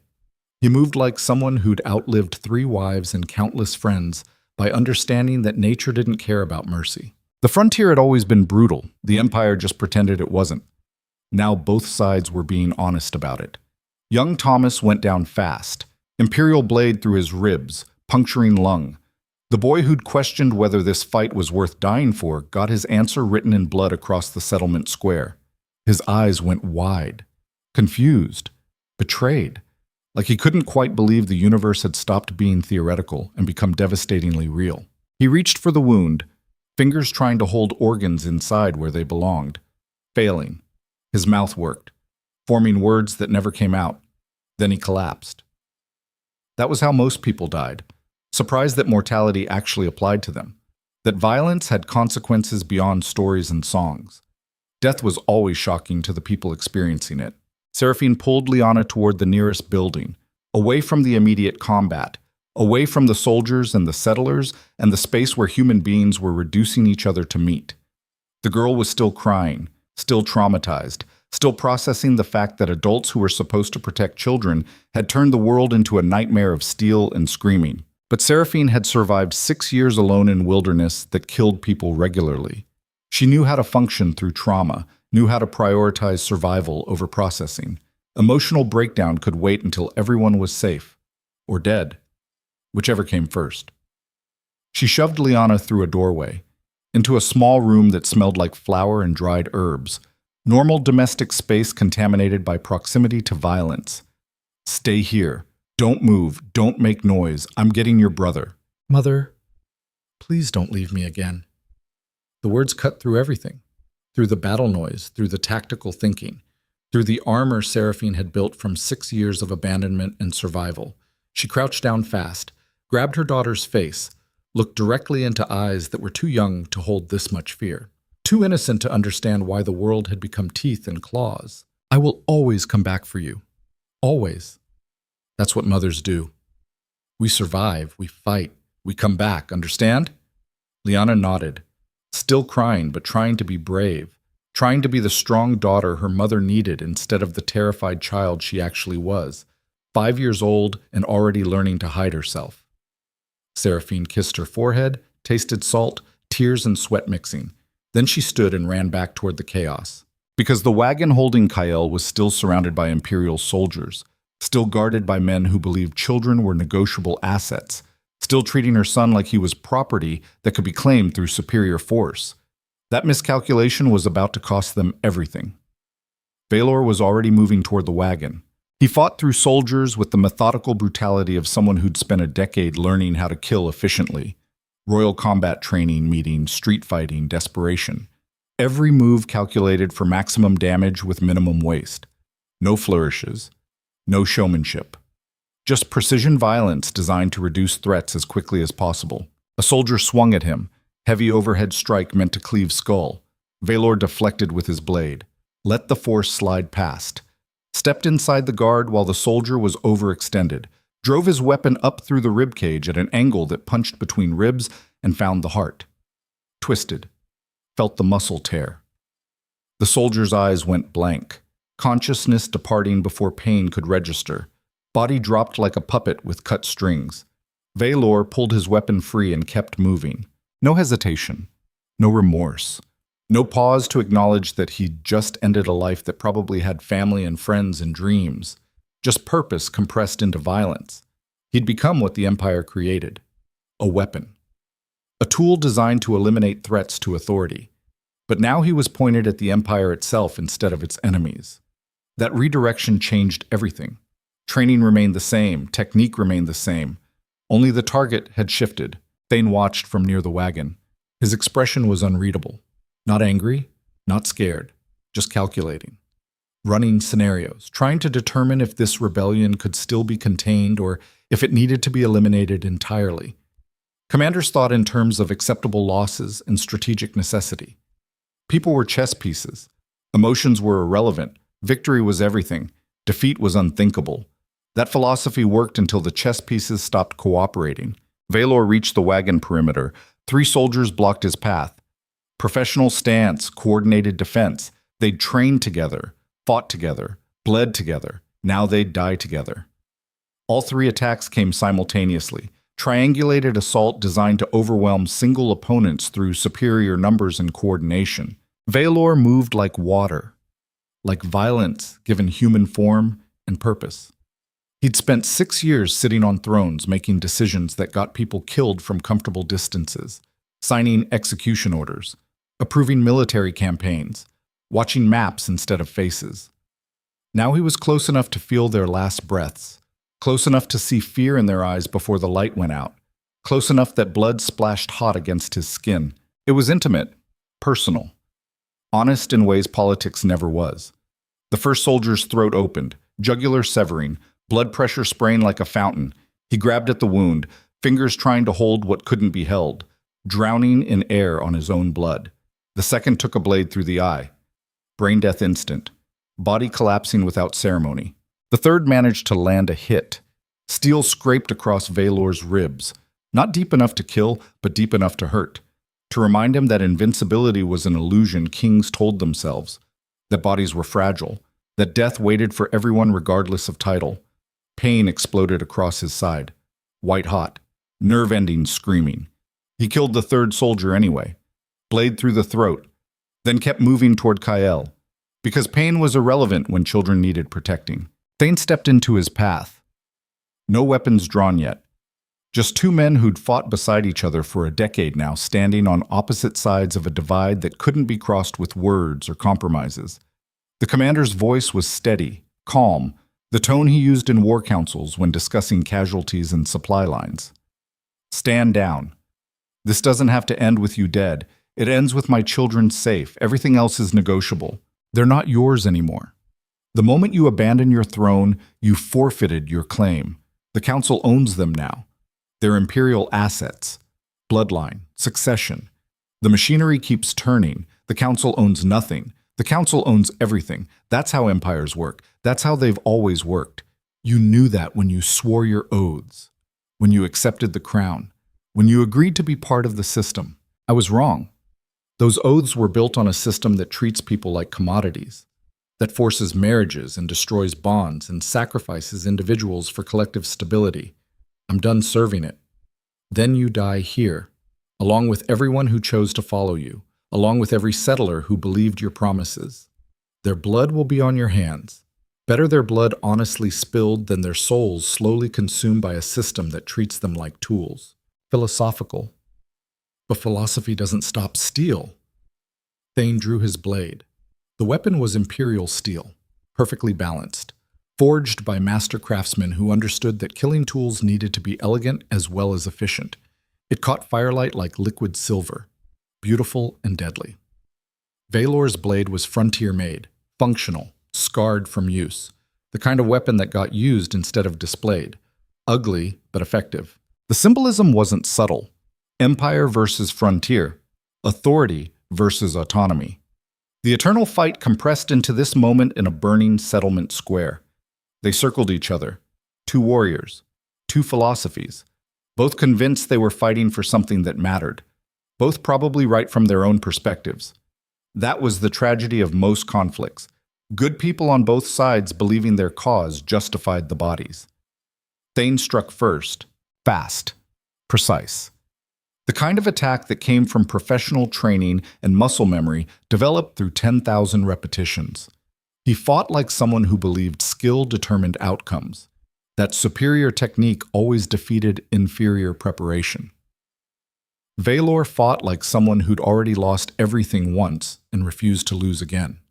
He blocked, countered, drove forward with abandon that made Thane step back. Desperation always threw off calculated fighters. It introduced variables that couldn't be planned for, made tactics irrelevant, created openings where none should exist.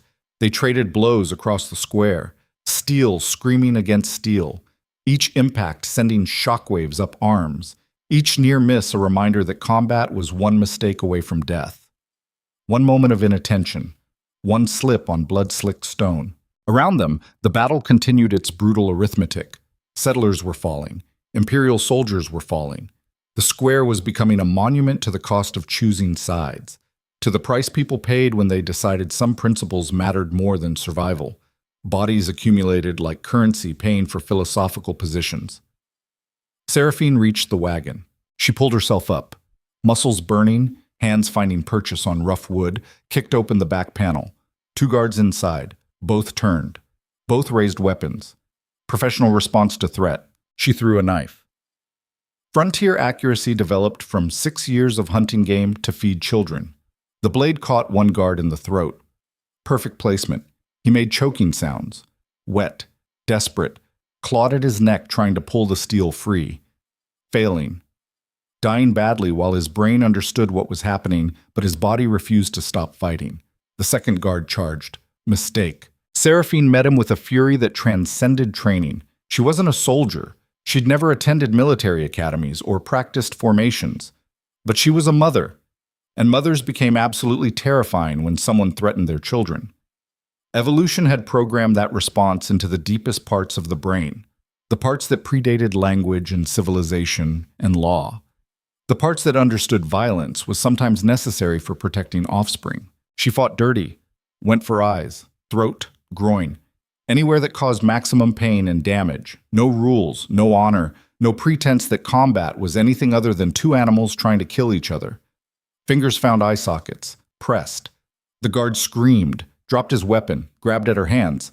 She used the moment to drive her knee into his groin. Hard. Felt things compress and tear. He went down. She followed him down, grabbed his dropped blade, drove it into his face. Once, twice, 3 times, kept stabbing until the struggling stopped and the body underneath her went limp. Then she stood, breathing hard, covered in blood that wasn't hers.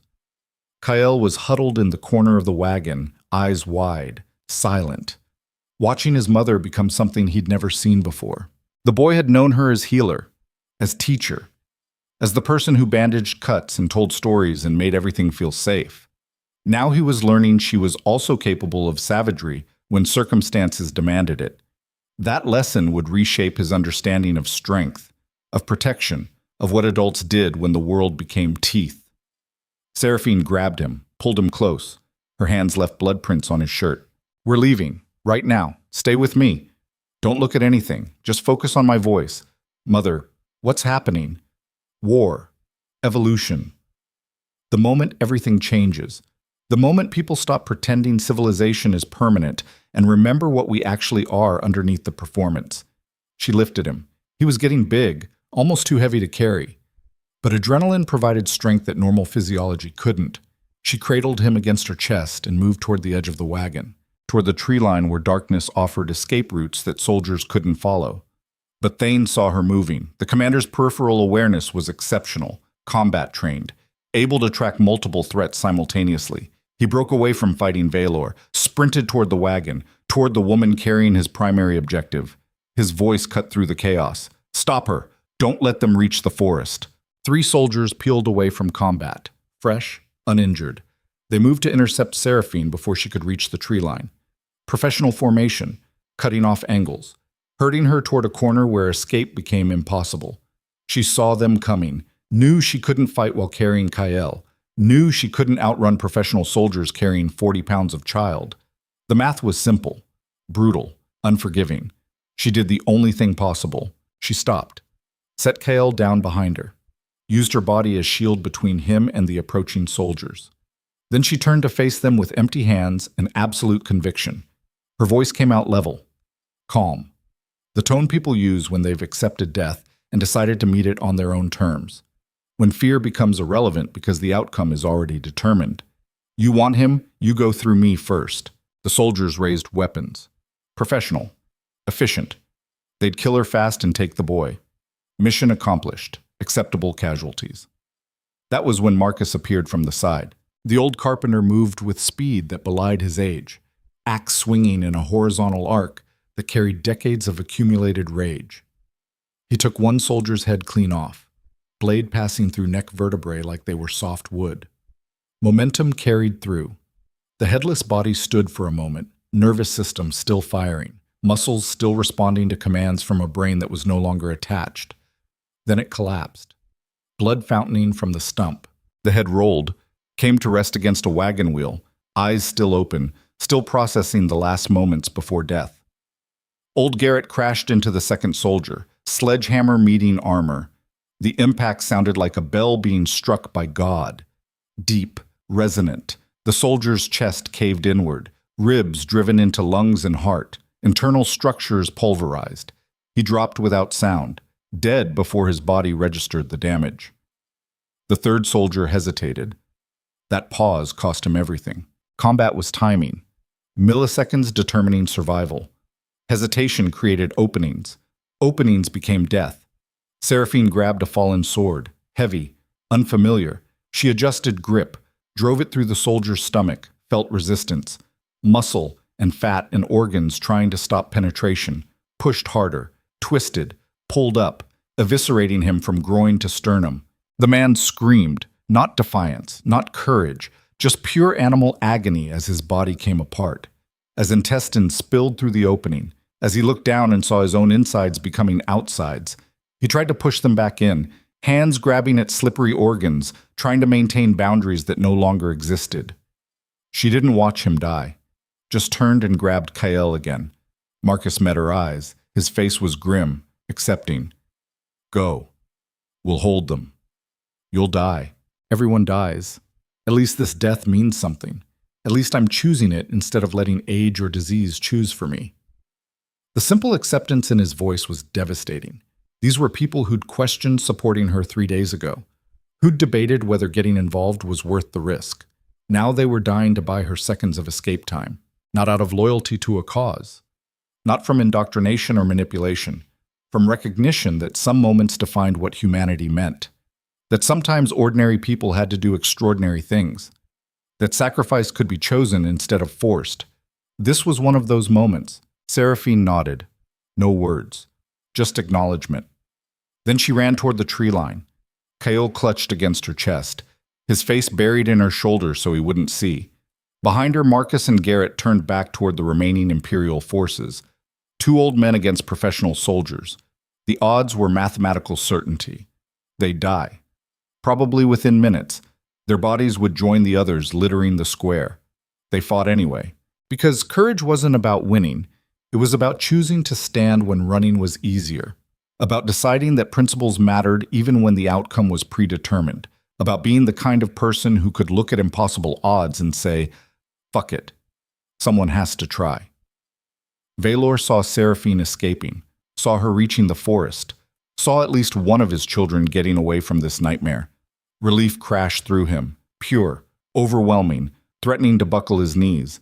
Then Thane's blade caught him across the shoulder, deep, muscle severing, tendon cutting, blood immediately soaking through his shirt, hot, pulsing with his heartbeat. Pain exploded, white hot, electric, the kind that made thinking impossible and survival instinctive, that reduced consciousness to pure sensation and desperate reaction. Vaelor stumbled, went down on one knee. His dominant arm wasn't responding properly. Nerves screaming conflicting messages, hand losing grip on his weapon, fingers going numb. Thane stood over him, blade raised, victory written across his expression. Not triumph, just completion. Mission accomplished, threat neutralized. The commander's voice was almost gentle, regretful. It didn't have to be this way. You could have accepted your role, served your purpose, produced heirs and maintained stability. Instead, you chose chaos, chose her, chose love over duty. I chose love. That's not chaos. That's the only thing that matters, the only thing that's real. Everything else is performance and lies. Love is a luxury kings can't afford. You knew that. You were taught that. Your father taught you that before he died. Then I'm not a king anymore. No. You're just a dead man who abandoned his throne for sentiment, who sacrificed everything for feelings that will fade. You'll be forgotten. She'll move on. Your children will grow up hating you for what you put them through. Maybe. But at least I'll die knowing I tried. Knowing I chose them when it mattered. Thane raised his blade for the killing blow. Execution. Clean. Professional. Lyanna screamed from the doorway where Seraphine had left her. High. Terrified. Piercing through the battle noise, the girl had disobeyed. Couldn't stay hidden while her father died. Had watched through cracks in the door. Watched him fighting. Watched him fall. Couldn't stand by anymore. Her scream distracted Thane for 1 second. Just 1 second. Combat happened in seconds. Life and death decided in heartbeats. 1 second was enough. Vaelor drove upward, blade angling toward Thane's unprotected side, the spot beneath the ribs where armor didn't cover, where flesh was vulnerable. The commander saw it coming, tried to block, move away, failed. Steel punched through leather and flesh, found vital organs, liver, kidney, things that bled heavily when damaged. Vaelor twisted, felt the resistance, the wet tearing, the moment when the body understood it was dying. Thane's eyes went wide, disbelief mixing with betrayal, like he couldn't quite process that his student had just killed him, that the prince he'd trained had used those same lessons to end his life. His voice came out wet, choking on blood filling his lungs.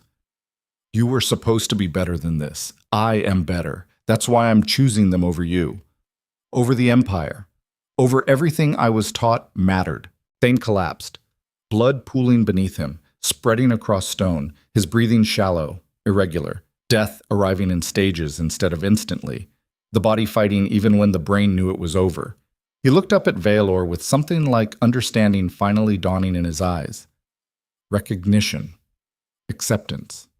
You really love her. This isn't politics. This isn't manipulation. You actually mean it. I always meant it. 6 years ago. Today. Always. Then maybe you deserve to survive. Maybe the Empire deserves to fall. Maybe we built something rotten and called it civilization. The confession came too late to matter, too late to change anything. Just acknowledgement that some fights couldn't be won through strategy, that love was stronger than authority when pushed to extremes. Thane died staring at the sky. at stars emerging through smoke, at something beyond the immediate violence. Vaelor stood over his commander's body, his friend's body. The man who'd betrayed him was also the man who'd taught him everything about warfare and honor and loyalty. The cost kept rising, every choice stained with blood of people who mattered, every victory purchased with pieces of humanity that couldn't be recovered. Around the square, the battle was ending. Not because one side won, because both sides had bled enough that continuation became impossible, because soldiers were dead or wounded or exhausted beyond fighting capability, because settlers who could still stand were letting imperial soldiers retreat, not out of mercy, out of exhaustion, out of recognition that killing more wouldn't change the outcome. Warfare always ended the same way, with survivors looking at corpses and wondering if the principles that seemed worth dying for still felt worth it when the adrenaline faded and the bodies started stinking. The settlement square looked like an abattoir, like a slaughterhouse floor after a busy day. 30 dead, maybe more. Hard to count when bodies were in pieces. Some in imperial armor, some in simple frontier clothes. All equally dead. All equally forgotten once the history books decided which version of events to preserve. Blood mixed with dirt, creating mud that would fertilize crops next spring. The ultimate recycling. Human life returning to Earth. Marcus was down, still breathing but badly wounded. Stomach cut open. Intestines visible. Old Garrett sat beside him, applying pressure to injuries that probably wouldn't heal.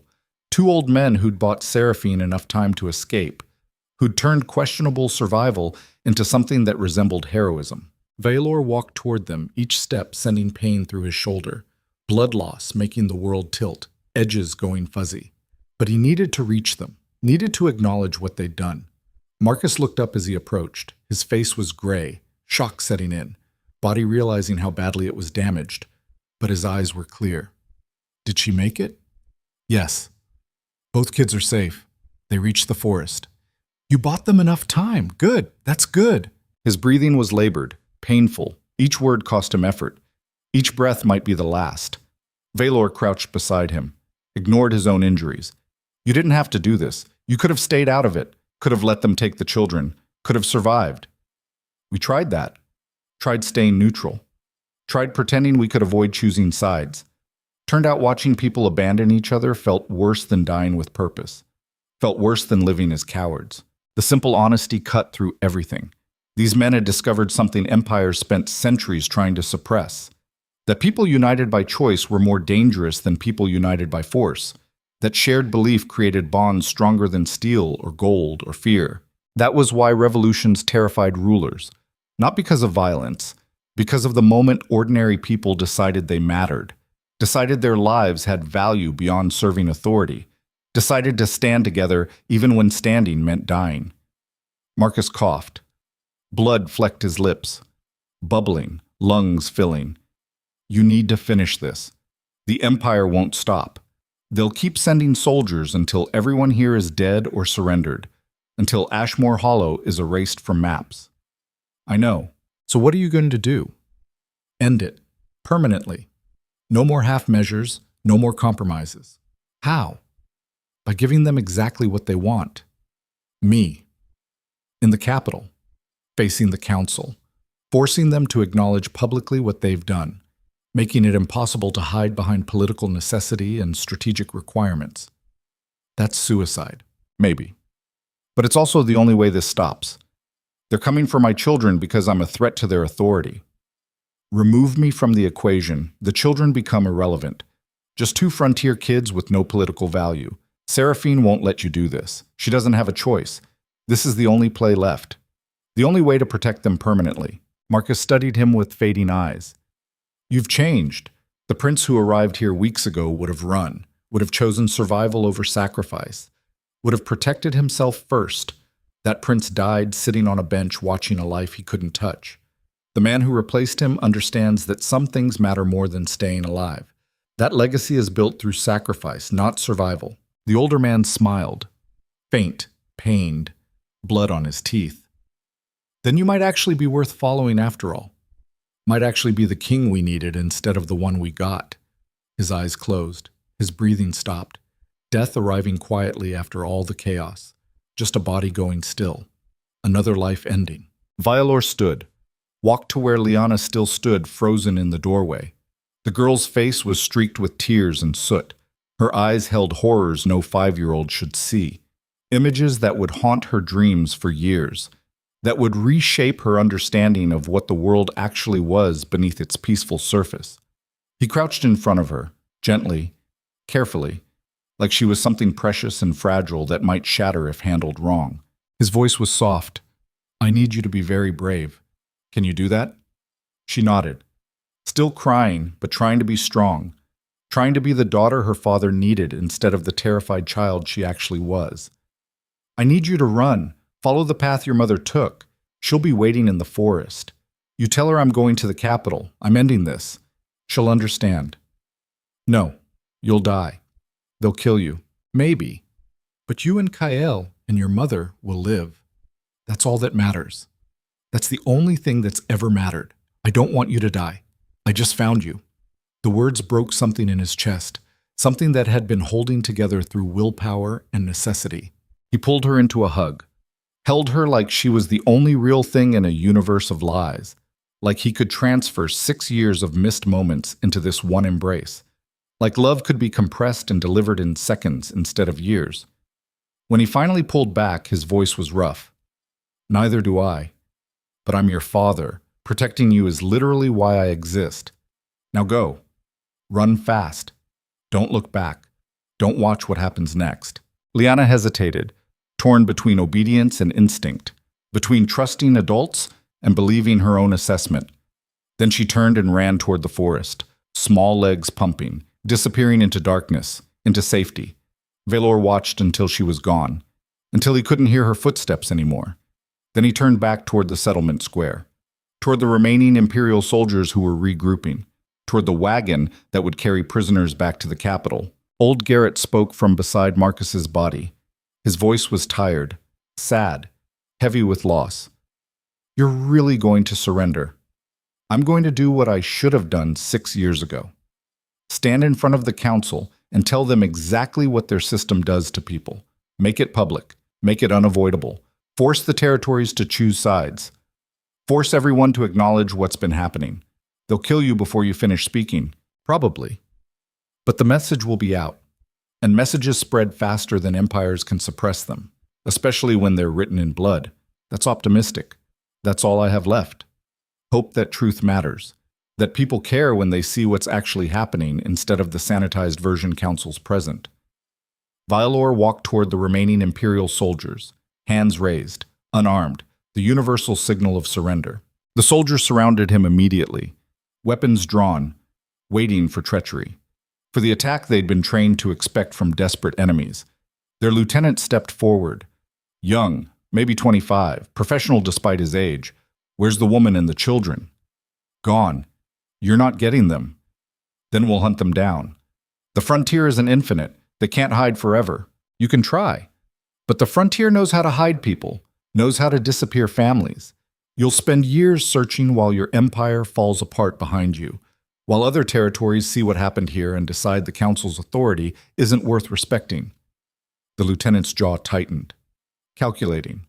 The crown prince surrenders himself willingly. The children become irrelevant? That's the deal. Take me, parade me through the capital, execute me publicly if that's what it takes. But you leave my family alone. You let them disappear into the frontier and you never look for them again. The council won't accept those terms. The council will take what it can get. I'm the prize, the bloodline, the symbol of authority restored. Take me back and you're heroes. Keep hunting 2 children and a healer through wilderness, and you're just wasting resources. The lieutenant considered, military logic warring with political reality. Capturing the crown prince was a massive victory, something that would earn promotions and recognition. Pursuing 2 children and a healer into wilderness where locals would actively protect them was a logistical nightmare that might never succeed. Finally, he nodded. "You're under arrest for treason, sedition, and abandonment of crown duties, for crimes against the empire and violation of sacred oaths. I don't recognize those charges, but I'll come anyway. I'll stand before the council. I'll face whatever judgment they decide. Just honor the deal." They bound his hands, roughly, without care for his injuries. Soldiers didn't sympathize with traitors. didn't care about the blood soaking through his shirt or the pain in his shoulder. They loaded him into the wagon, the same wagon that had held Kyle hours earlier, everything coming full circle. The vehicle that represented imperial authority reclaiming what it believed it owned. As the wagon started moving, Vaelor looked back at Ashmore Hollow, at the settlement burning, at the bodies scattered across ground that had witnessed transformation, at the place where he'd learned what mattered, where he'd discovered that titles were lies and only people were real. The frontier had taught him more in weeks than the palace had taught him in years. Now he was returning to the capital, to the throne he'd abandoned, to the council that had destroyed his life 6 years ago. But this time he wasn't going as a prince who obeyed. He was going as a man who'd finally learned that some fights were worth losing if they created space for others to win. That martyrdom was sometimes the most powerful weapon available. The wagon rolled through the night, toward the capital, toward confrontation, toward whatever ending waited. Wheels creaking, guards silent, the rhythmic movement almost hypnotic. Behind him, in the darkness of the frontier forest, Seraphine held both children close and watched the wagon disappear. She'd lost him again. Not to politics this time, to sacrifice, to the same noble stupidity that probably got most heroes killed. And she understood with brutal clarity that the only way forward was through the very system that had destroyed them both, that she couldn't let him face the council alone, that running would only postpone the inevitable. The war wasn't over. It was just beginning. But this time, she wouldn't be standing on the sidelines watching empires decide her fate. This time, she'd burn the whole system down herself if that's what it took. The Alpha's mate had survived alone for 6 years, had built a life from nothing, had raised children in wilderness that killed weaker people. Now she was done surviving. Now she was hunting. And empires should have been terrified of what a mother becomes when she's lost everything except her children and her rage. When she has nothing left to lose and everything to fight for. The council thought they'd won by capturing Vaelor, thought they'd neutralized the threat, thought authority was restored. They'd actually just armed their most dangerous enemy, because Seraphine Vael had nothing left to lose. And people with nothing to lose were the only ones who could actually change the world, who could look at impossible odds and refuse to accept them, who could stand against empires and make them blink first. The wagon disappeared into darkness. But in the forest, Seraphine was already planning, already preparing for war, already becoming the nightmare the council would wish they'd killed when they had the chance. The Imperial Senate chamber was built to intimidate. 300 years of accumulated authority compressed into marble and obsidian. Vaulted ceilings that made human voices sound small. Columns carved with the names of dead emperors who'd crushed rebellions and expanded territories. Every architectural choice designed to remind visitors that individuals were temporary, but the empire was eternal.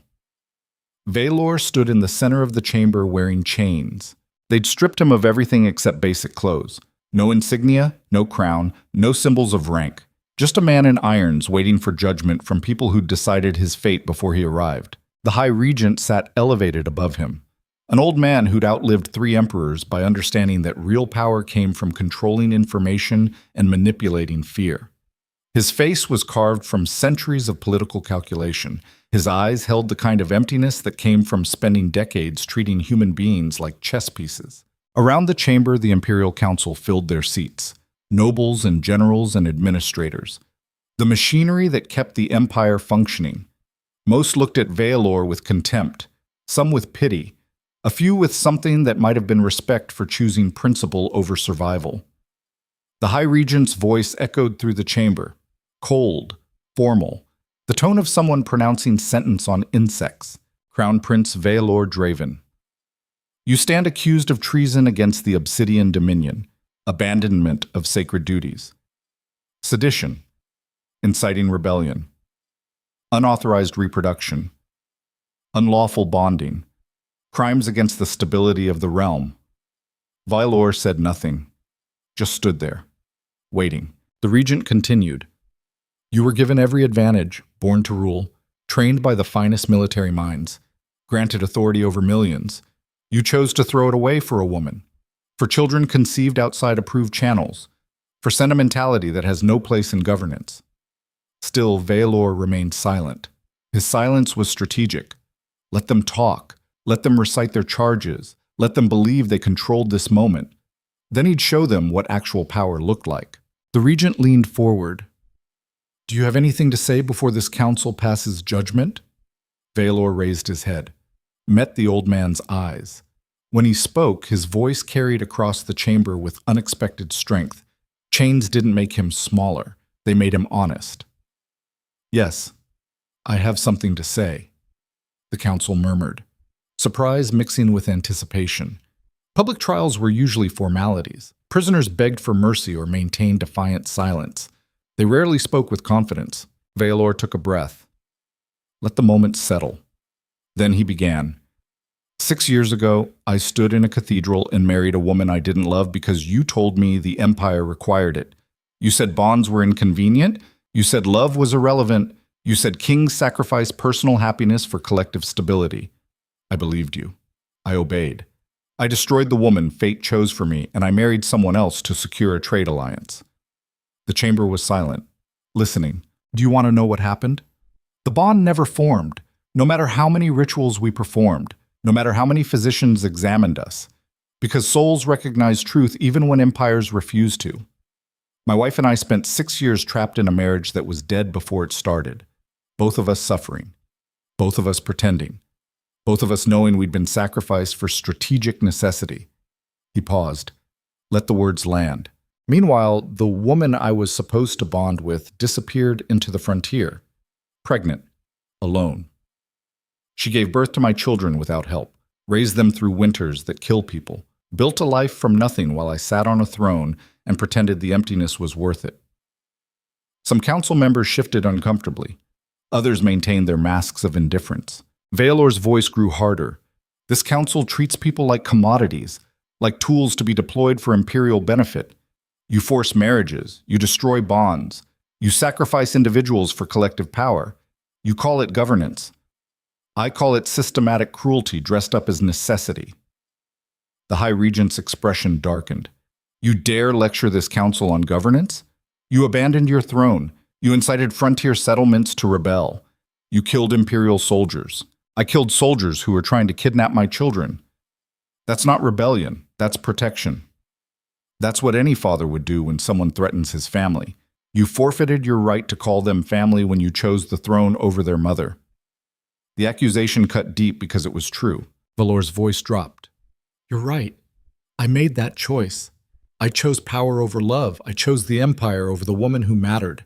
That was the worst decision of my life. It cost me 6 years. It cost her everything. It damaged people who deserved better. He looked around the chamber, meeting eyes, forcing council members to see him as human instead of symbol. But here's what I learned in those 6 years. The empire you built is rotting from the inside. It survives through fear and forced loyalty. It treats love like weakness and bonds like problems to be managed. It turns good people into tools and calls the destruction necessary. That system is unsustainable. Eventually, people realize they're worth more than what authority assigns them. The murmuring grew louder, uncomfortable. This wasn't supposed to be a philosophical debate. The High Regent raised his hand for silence. Noble sentiment.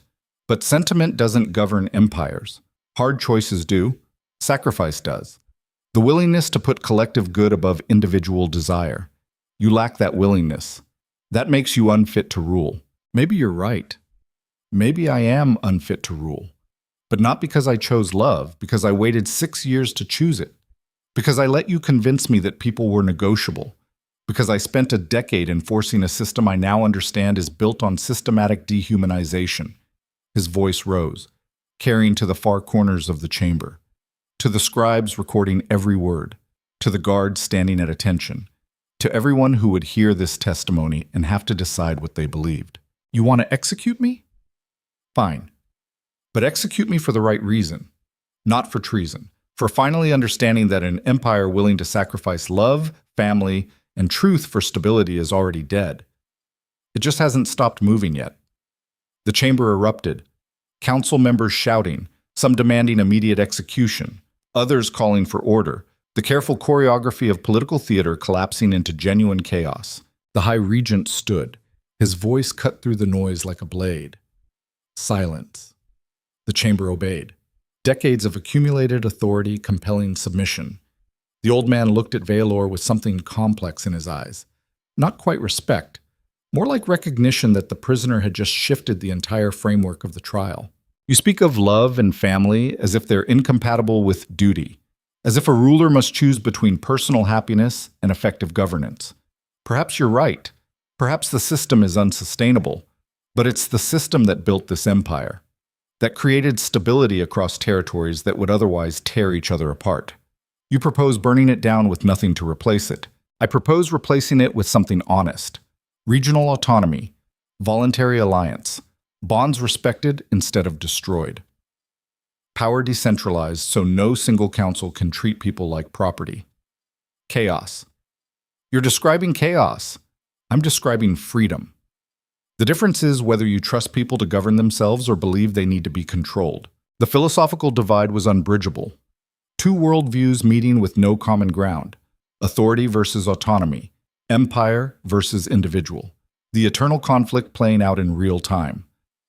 The High Regent was about to respond when the chamber doors exploded inward. Not metaphorically. Actually exploded. Wood splintering. Guards flying backward. The sound like thunder compressed into a single moment. Through the smoke and debris walked Seraphine. She wasn't alone. Behind her came frontier settlers. Maybe 50 of them, armed with whatever they could carry. Old Garrett, others who'd survived the battle. People who'd decided that watching their leader face execution alone was unacceptable. But it wasn't the settlers that made the council freeze. It was the other people following them. Lords from border territories. Minor nobles who'd been crushed by imperial taxation. Regional leaders who'd lost family to forced marriages. Everyone who'd been hurt by the system and never had a platform to speak from. Seraphine had built an army, not of soldiers, of witnesses. She walked straight to the center of the chamber, stood beside Vaelor. Her presence was defiance made flesh, a healer who'd become something far more dangerous. The High Regent's voice was deadly quiet. You dare enter this chamber uninvited. I dare a lot of things. I've had 6 years to get comfortable with daring. She turned to address the full council. Her voice carried the same strength Vaelor's had. The confidence of someone who'd survived everything and refused to be intimidated by marble and titles. You want to execute him for choosing his family? Fine. Execute me too. Execute all of us. Because we're done pretending your system is legitimate. We're done accepting that you have the right to decide who we love and how we live and whether our children belong to us or to the state. The council members stared, some in shock, some in rage. Some with the dawning realization that this moment was slipping beyond their control. Seraphine continued, I'm not nobility. I'm a healer's daughter who had the misfortune of bonding with a prince. You decided that bond was inconvenient, so you destroyed it. You forced him to marry someone else. You ruined 3 lives for a trade agreement. Then you had the audacity to call it governance. She gestured to the people behind her. Every person here has a story like mine. Forced marriages, destroyed bonds, children taken by the state, families ripped apart for strategic necessity. You've been doing this for 300 years, acting like it's normal, like it's required for stability. The High Regent's mask was cracking. This is a trial, not a forum for grievances. No, this is a reckoning. The trial is just where it's happening. One of the border lords stepped forward, an older man with scars suggesting a military past. His voice was rough, angry. My daughter was bonded to a merchant's son. Good match. They loved each other. Your council forced her to marry a general's heir instead. She killed herself 3 months later. The council called it tragic, but necessary. I've been waiting 20 years to tell you what I think of your necessity. Another voice. A woman this time. Younger. My brother bonded with someone outside approved bloodlines. The council declared it invalid. Forced him into a political marriage. He's been dead inside for a decade, but the trade route stayed open, so I guess that matters more than his happiness. More voices joined, stories piling up, each one an indictment, each one proof that Vaelor's case wasn't unique, that the system had been crushing people systematically while calling it empire building. The council couldn't silence them all, couldn't arrest everyone. Couldn't maintain the fiction that this was about one rogue prince when dozens of people were testifying to systematic abuse. The High Regent's face was stone. This changes nothing. The law is clear. Bonds must be approved. Marriages must serve imperial interests.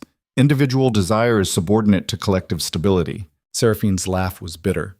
You keep saying collective stability. What you mean is your power, your authority, your right to control people's lives. But here's what you missed while you were busy playing empire. The territories don't need you anymore. They've been surviving just fine making their own decisions.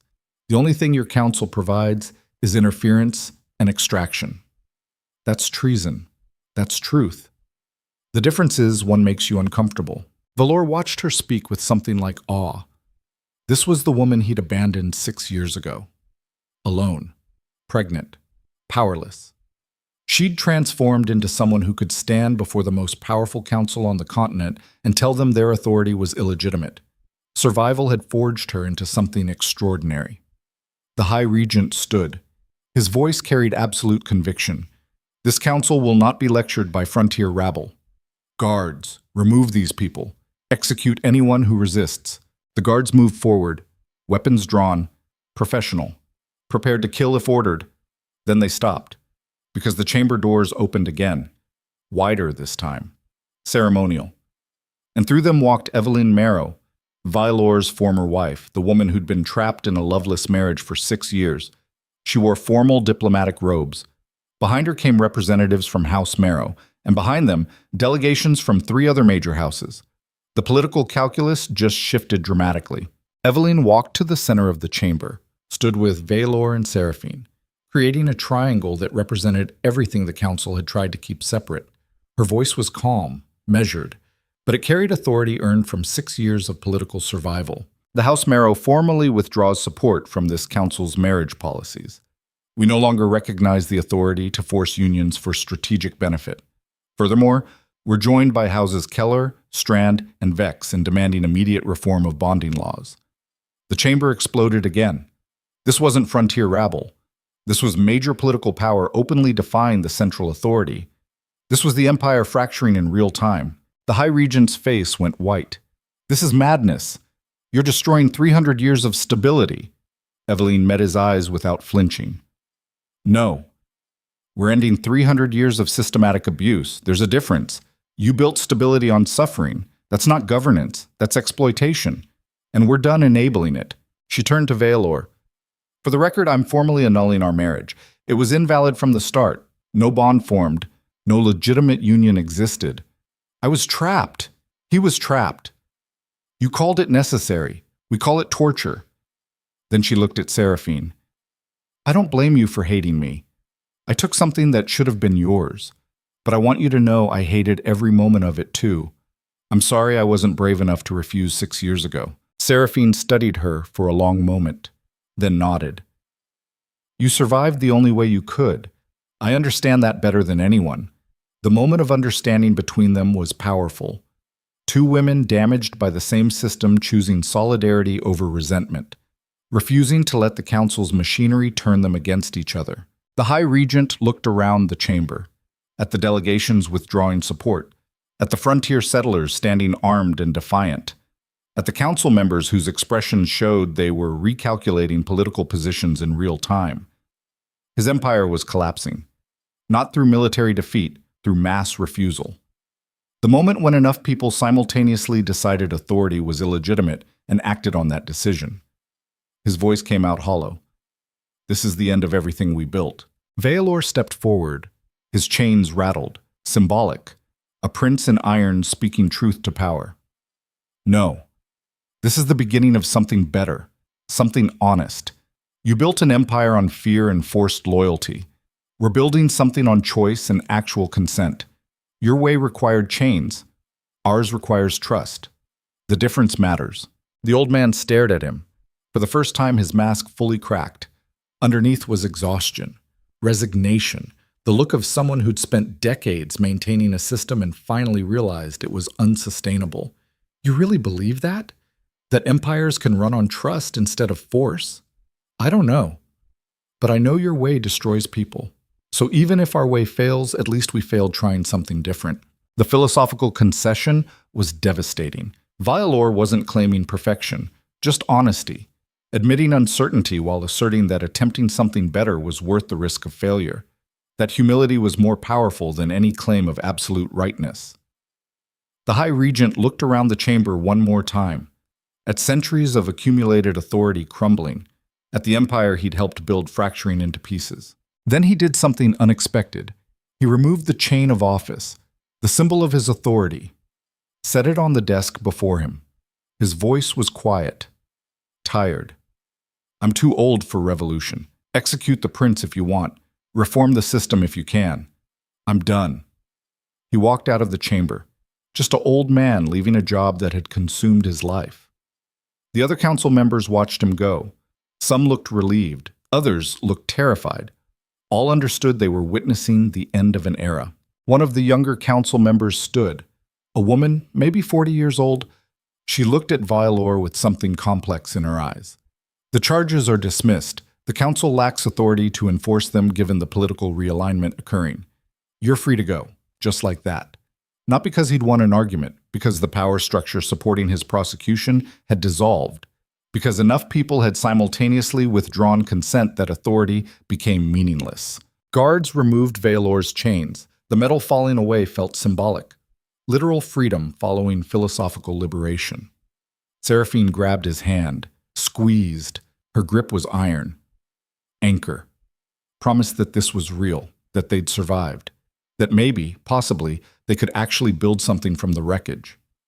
Eveline approached them both, awkward, uncertain. Three people who'd been trapped in a triangle of suffering finally standing together without the system forcing them into roles. She spoke quietly. "What happens now?" Vaelor looked at Seraphine, then back at Eveline. "Now we figure out what governance looks like when it's built on consent instead of coercion. When people actually choose their associations instead of having them forced. That's going to be messy. Everything worth doing is messy. Clean systems are usually oppressive." Eveline almost smiled. "Then I hope you succeed. Both of you. You deserve happiness after what you've been through. So do you. Maybe. I think I need time alone first. Time to figure out who I am without political marriages defining me." She walked away, leaving the chamber, leaving behind the role she'd been forced into, choosing independence over any new entanglement. The chamber slowly emptied, delegations leaving to discuss new political arrangements, settlers returning to the frontier, the machinery of empire reconfiguring itself in real time. Finally, only Vaelor and Seraphine remained in the center of the massive space. They stood there in silence, holding hands, processing everything that had just happened. Seraphine spoke first. Her voice was soft, uncertain. "So what now?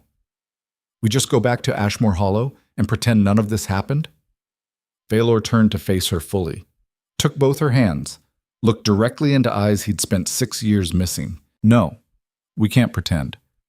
But maybe we can start building something real. Not in the capital, not in the palace, somewhere that matters. With people who chose to be there instead of being forced. The frontier. Yes, regional governance, councils people actually elect, laws people actually consent to, bonds people actually choose. Everything this empire wasn't. That's ambitious. I learned from the best. A woman who built a life from nothing and refused to let empires break her." Seraphine's eyes were bright with unshed tears. "You really mean it. You're choosing us. Finally. Permanently. I chose you the day I sat on that bench. It just took me time to prove it." She pulled him close, kissed him. Not gentle, desperate. 6 years of separation compressed into one moment. When they finally broke apart, both were crying. The bond flared. Properly this time.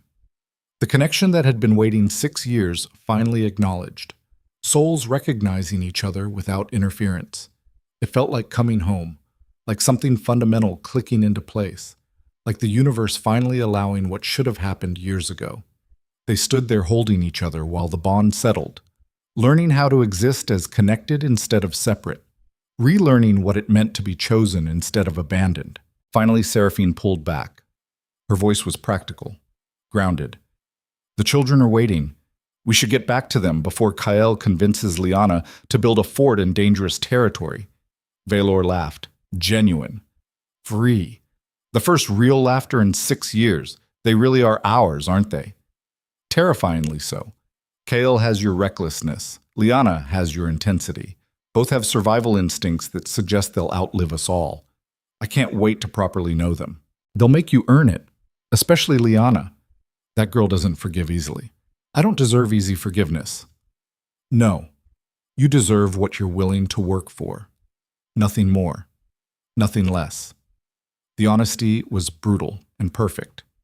No romantic promises about instant family unity, just acknowledgement that relationships required effort, that trust was earned through consistency, that some damage took years to heal. They walked out of the Imperial Senate chamber together, through corridors lined with portraits of dead emperors, past guards who no longer knew whether to salute or ignore them, out into sunlight that felt like absolution.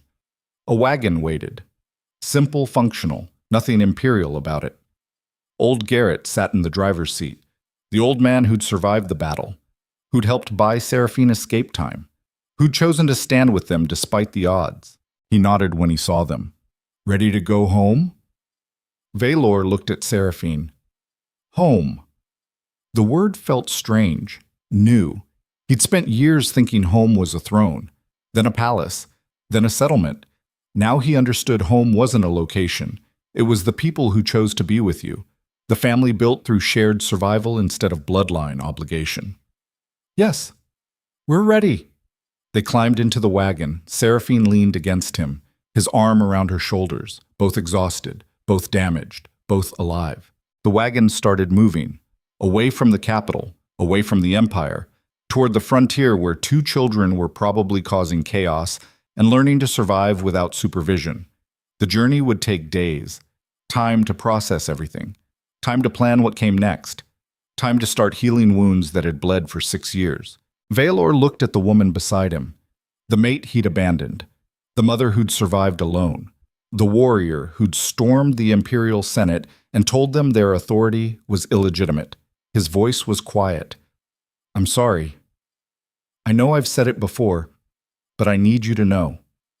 I'm sorry for every moment you spent alone, every choice you had to make without support, every winter you survived protecting our children while I sat on a throne pretending the emptiness was acceptable. Seraphine was quiet for a long moment.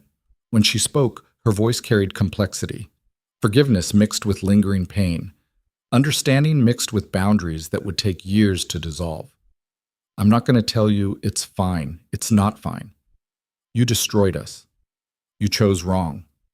You prioritized power over love, and we all paid for it. That damage doesn't disappear because you finally made the right choice. I know. But, she paused, considered her words carefully. But I see you trying. I see you changing. I see you choosing differently. That matters. Not enough to erase the past, but enough to maybe build a future. That's more than I deserve. Probably.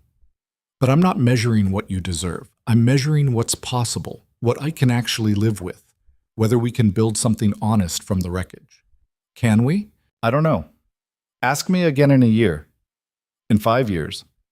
After you've proven that the man who sat on that bench wasn't performing, that the choice you made wasn't temporary, I'll spend the rest of my life proving it if that's what it takes. She leaned into him more fully. Good. Because that's exactly what it's going to take.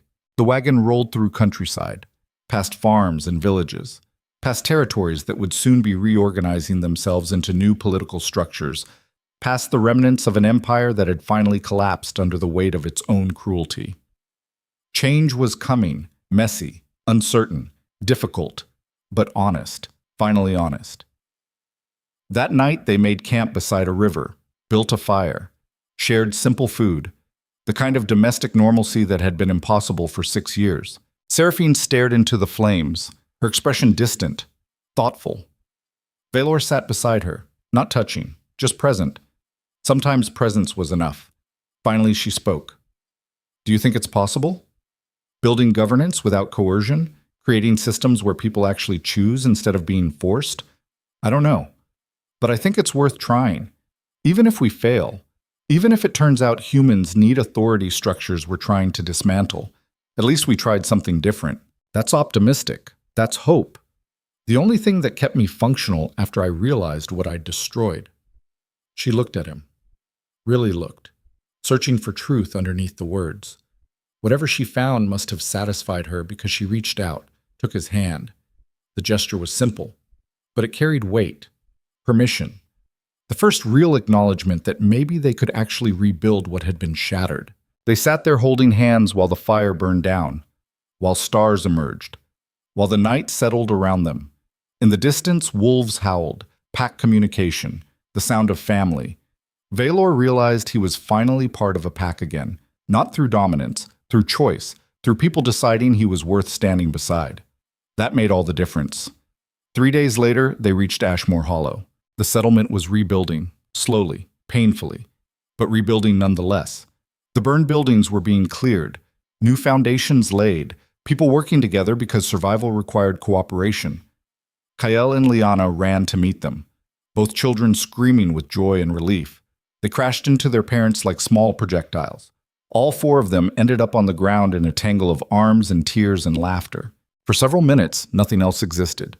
Just family, just reunion, just the overwhelming relief of everyone surviving. When they finally separated, Kael looked at his father. Really looked. Testing, measuring. You came back. I promised I would. You promised before. The accusation was fair, devastatingly fair.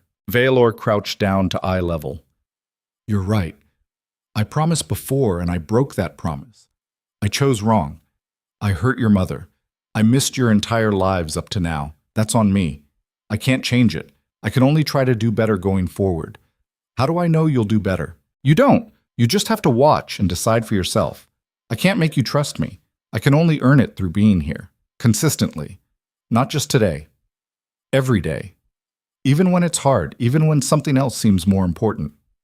The boy processed that. His face serious. Old beyond his years, then he nodded. Okay. I'll watch. That's all I'm asking. Liana had been silent, standing slightly apart, observing. Her stone circles had taught Vaelor that she processed things differently, more carefully, more completely. She walked forward slowly, stopped in front of him, studied his face like she was memorizing it. Then she did something unexpected. She pulled a small stone from her pocket, smooth, river-worn. She held it out. This is the center stone, for the middle circle. You can have it now. Vaelor understood what she was offering. Permission, belonging. The thing she'd been withholding for weeks while she decided whether he deserved it. He took the stone carefully, like it was something precious. Because it was. More valuable than any crown.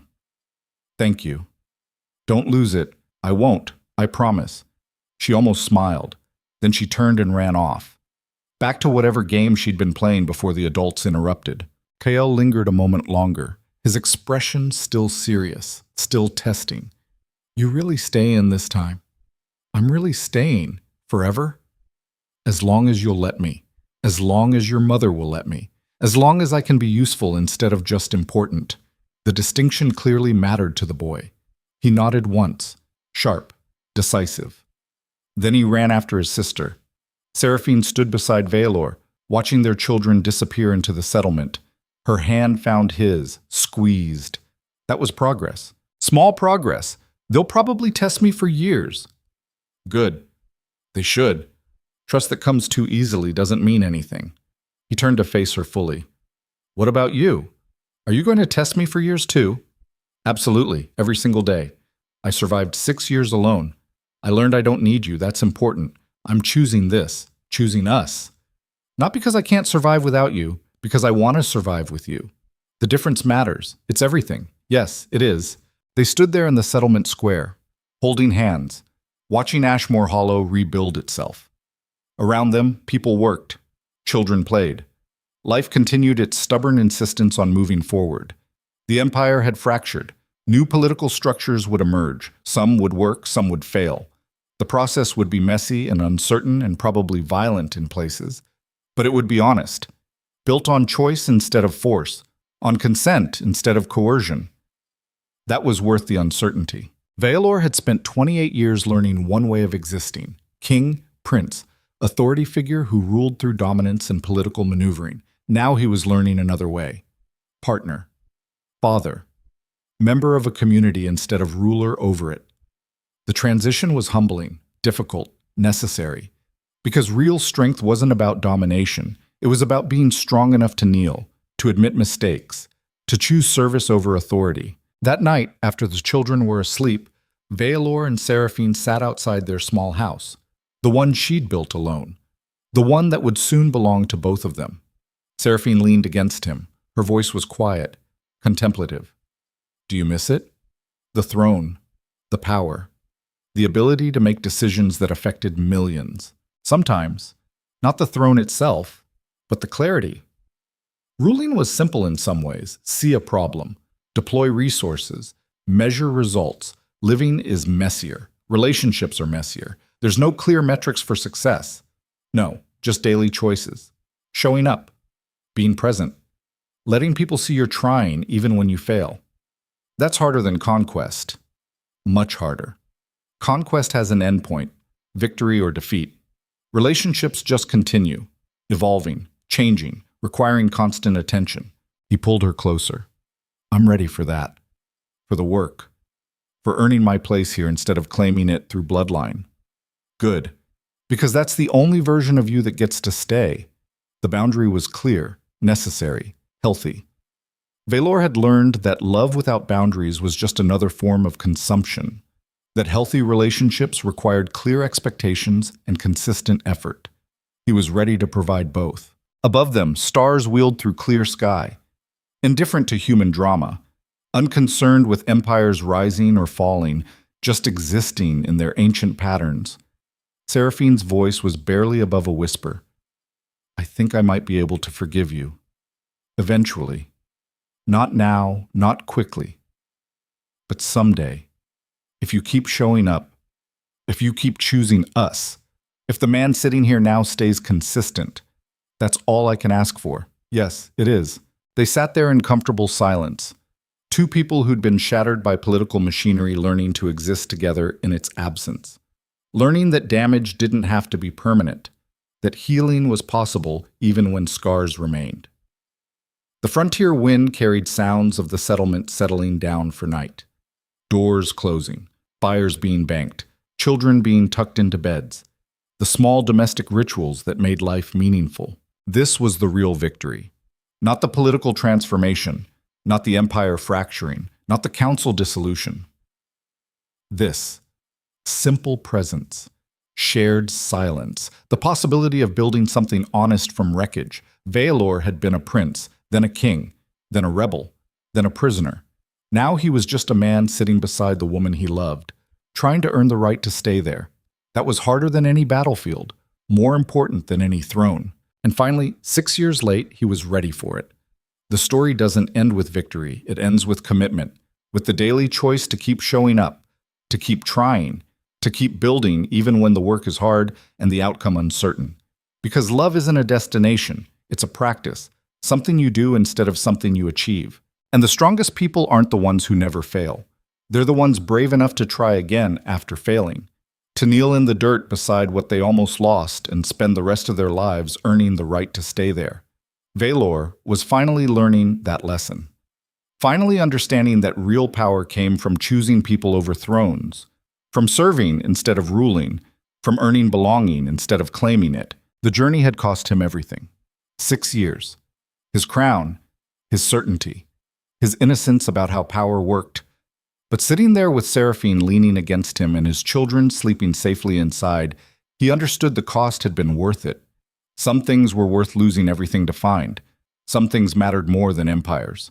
And the most important battles weren't fought with steel. They were fought with daily choices, with showing up, with proving through consistency that change was possible. The Alpha King had learned humility. The healer had learned strength. Together, they were learning what it meant to build something honest in the ruins of what had been broken. That was enough, more than enough, everything that mattered. The stars wheeled overhead, the frontier wind whispered through pine trees, and two people who'd survived the worst the empire could do sat together planning a future built on choice instead of force. That was how empires actually fell. Not through military conquest, through people refusing to participate, through mass withdrawal of consent, through the quiet revolution of choosing differently. And that was how new worlds began. Not with grand declarations, with small choices, daily commitments, the stubborn insistence that something better was possible. Vaelor and Seraphine sat there until the fire burned down to embers. Then they went inside, to their children, to their home, to the life they were building one day at a time. It wasn't perfect. It wasn't easy, but it was real. And after 6 years of living lies, real was everything.